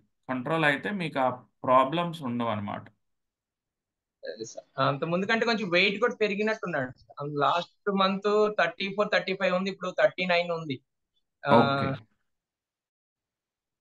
ఇది కొంతమంది వెయిట్ లాస్ అవడానికి హెర్బల్ లైఫ్ లో మార్నింగ్ బ్రేక్ఫాస్ట్ బదులుగా ఏదో జ్యూస్ ఇస్తున్నారు. మా ఇంటి పక్కన వాళ్ళు ఎవరో కొంతమంది సజెస్ట్ చేశారు, అది హెర్బల్ లైఫ్ లో ఒక మల్టీ గ్రైన్స్ జ్యూస్ ఇస్తున్నారు సార్ బ్రేక్ఫాస్ట్ బదులుగా. అది దాని వల్ల వెయిట్ లాస్ అవుతారా అనేది కొంచెం. అది హెర్బా లైఫ్ లో డైరెక్ట్ గా పర్సన్ కి జ్యూస్ ఇవ్వటం కాదండి. వాళ్ళు ముందు అసెస్ చేసి వెదర్ బాబు ఫిట్ అవుతాడా లేదా చూసుకుని సజెస్ట్ చేస్తారు. మీరు ఇప్పుడు ఇంటి పక్కన వాళ్ళు తీసుకుంటున్నారని ఇప్పుడు మీ బాబుకి స్టార్ట్ చేయడం కాదు. బాబుని హెర్బా లైఫ్ వాడదలుచుకుంటే వాళ్ళ సజెషన్స్ తీసుకోండి. బాబు ఉన్న స్టేజ్ ని అసెస్ చేసి దాన్ని బట్టి వాళ్ళు డిజైన్ చేస్తారు. Okay okay sir, okay sir, thank you very much sir. Okay. అది సిపికే లెవెల్స్ కూడా లాస్ట్ మంత్ చేసాం సార్, అది 14,000 to 15,000 లో ఉన్నాయి. అదేనండి, అవి హై లెవెల్స్ లో ఉన్నాయి కాబట్టి బాబుకి ఇప్పుడు హైపర్ట్రోఫీ, ఇప్పుడు బాడీ కూడా చబ్బీగా ఉంటున్నాడు కదా, అవును సార్. ప్రోటీన్ బాగా యాక్టివ్ గా ఎక్కువగా బ్రేక్ డౌన్ అవుతుంది. మరి అవును, కాఫ్ మజిల్స్ బాగా లావు కనిపిస్తున్నాయి సార్, కాఫ్ మజిల్స్ అన్ని. అదేనండి, అంటే స్విమ్మింగ్ లో ఏమన్నా రెసిస్టెన్స్ ఎక్సర్సైజ్ చేస్తున్నాడేమో, అవి చూసుకుని రెగ్యులర్ గా కాకపోయినా వీక్లీ థ్రైస్ అట్లా తగ్గిస్తే మీకు ఆ సిపికే లెవెల్స్ కంట్రోల్ అవుతాయి. Okay okay sir, thank you sir. అది యాక్చువల్ గా బాబుకి 2018 లో మేము అబ్జర్వ్ చేసాం సార్, దాదాపు 6 years అయింది. లాస్ట్ 2022, 23 వరకు కూడా నార్మల్ గా నడిచేవాడు, మడమలు ఎత్తి నడిచేవాడు. ఇప్పుడు ఈ 2024 వచ్చేసరికి పూర్తిగా వేళ్ల మీద నడవటం లాస్ట్ మంత్ అయింది. ఇప్పుడు అసలు నిలబడటం నడవటం కొంచెం బాగా డిఫికల్టీస్ బాగా అబ్జర్వ్ చేస్తాను ఈ మంత్ లో. అదేనండి, సిపికే లెవెల్స్ కూడా మరి 14,000 అంటే ఎక్కువ ఉన్నాయి కదా. అవును సార్, దాదాపు సో 6 years. కొంతవరకు యాక్టివిటీ కట్ షార్ట్ చేయండి, ఫైబర్ డైట్ ఎక్కువ ఇవ్వండి. సో ఇస్తే మీకు ఫ్యాట్ డిపాజిషన్ అనేది తగ్గుతుంది. Okay sir, thank you sir. Okay.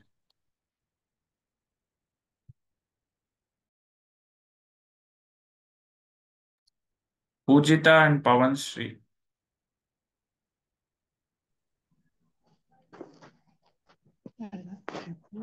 Hello doctor గారు, నమస్తే. నమస్తే అమ్మ. పూజితకి నడుస్తుంటే చెమటలు పట్టేసి ఆవేశం కింద వస్తుందండి. చెమటలు పట్టేసా అంటే మీరు యాక్టివిటీ స్టార్ట్ చేసే ముందు కూడా బ్రీతింగ్ ఎక్సర్సైజ్ చేసుకుంటే మీకు స్వెట్టింగ్ ఇబ్బందులు గ్రాడ్యువల్గా తగ్గుతాయండి. ముందు కొంతసేపు బ్రీతింగ్ ఎక్సర్సైజ్లు ఎక్కువ చేయించండి వాకింగ్కి వెళ్ళే ముందు. అండ్ మీకు ఎంత డిస్టెన్స్ నడవగలుగుతుంది, చెమటలు స్టార్ట్ అయినప్పుడు కొంచెం బ్రేక్ తీసుకోవడము, లేదంటే అక్కడ వరకే గోల్ పెట్టుకుని అంతవరకే నడిపిస్తాం బెటర్ అండి. అదే అండి, చెమట పట్టేటప్పుడు కూర్చోబెట్టేస్తానండి, మళ్ళీ ఆవేశం. అలాగే చెయ్యండి అమ్మా, ఓవర్ స్ట్రెయిన్ చేయకూడదు. హెర్బల్ లైఫ్ వాడచ్చు అంటున్నారా? అదే వాడమంటున్నారండి, దీనికి తగ్గుద్ది అంటున్నారా? వాడచ్చు అంటారా? అది పాపని తీసుకెళ్ళి వాళ్ళ సజెషన్ తీసుకోండి అమ్మా. అంటే దాని మీద నాకు అవగాహన తక్కువ ఉంది. సో వాడొచ్చా లేదా అనేది డెసిషన్ మీరే తీసుకోవాలి, అది నేను చెప్పే కంటే. అంటే బలమైన ఫుడ్ కదా, తీసుకోవచ్చు అంటున్నారా? మేమేమో ఎందుకులే అని అంటున్నానండి. అది అంటే న్యూట్రిషనిస్ట్ సలహా తీసుకుంటే బెటర్ అండి నాకంటే.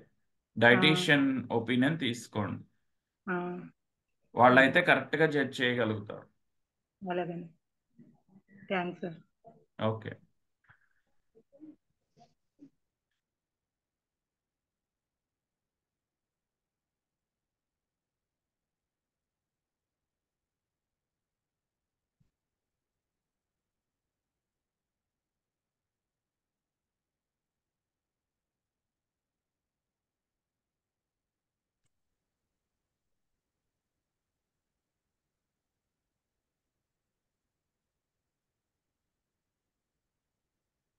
Sir, Praveen sir, thank you sir. Thank you for the session.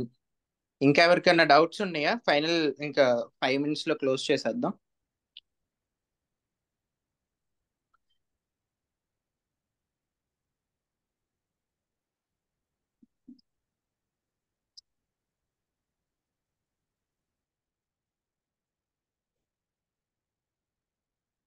Okay sir, thank you so much sir, Praveen sir. Thank you sir. Local గా ఇంకెవరన్నా ఇన్ అండ్ అరౌండ్ విజయవాడ ఎవరన్నా ఫిజియోథెరపీ ట్రీట్మెంట్ తీసుకోవాలనుకుంటే ప్రవీణ్ సార్ ని contact అవ్వచ్చు. మా ద్వారా శోభారాణి మ్యామ్ ద్వారా contact అయినా కూడా మేము ప్రవీణ్ సార్ హాస్పిటల్ లొకేషన్ కానీ లేదా ఆయన ఇన్ఫర్మేషన్ కానీ ఇస్తాం, మీకు ప్రొవైడ్ చేస్తాము. సో ఫిజియోథెరపీ ఈజ్ నెససరీ కాబట్టి ఇంటి దగ్గర ఉండి లేదంటే లోకల్ ఫిజియోథెరపీ డాక్టర్స్తో ఏదన్నా చేసుకోవాలన్నా కనెక్ట్ చేపిస్తాము ఎట్లా ఏంటి అనేది. సో ఇన్ ఫ్యూచర్ ఎవరికన్నా ఏదన్నా అడ్వైజెస్ కావాలన్నా కాంటాక్ట్ అవ్వచ్చు. ఎండ్ చేసేద్దామా సార్? ఇంకా మ్యామ్ ఏమన్నా మాట్లాడతారా? Okay sir, thank you so much sir. చాలా ఓపిక్ గా అందరూ అడిగిన క్వశ్చన్స్ కి ఆన్సర్ ఇచ్చారు. చాలా మంది అడిగారు అనమాట, ఈ ఫిజియోథెరపీ గురించి మాకు ఒక సెషన్ కావాలి అని. చెప్పగానే చక్కగా మాకు అంగీకరించి వచ్చి అందరికీ ఓపిక్ గా మస్కులర్ డిస్ట్రఫీ గురించి, ఫిజియోథెరపీ వల్ల ఉపయోగాల గురించి చాలా బాగా చెప్పారు. Thank you so much sir. ఎప్పుడు ఇలాగే మాకు సపోర్ట్ చేయాలని మా ఏఆర్డిఓ పీపుల్ అందరూ కూడా మీకు రుణపడి ఉంటాము. థ్యాంక్ యూ సో మచ్ వనండాల్. చెప్పాం కదా, విజయవాడలో ఎవరైనా ఉంటే వాట్సాప్లో హాయ్ పెట్టండి. మీకేమన్నా అవసరం ఉంటే సార్ని కనెక్ట్ చేస్తాం, మీరు వెళ్ళొచ్చు. Thank you so much sir. Thank you madam.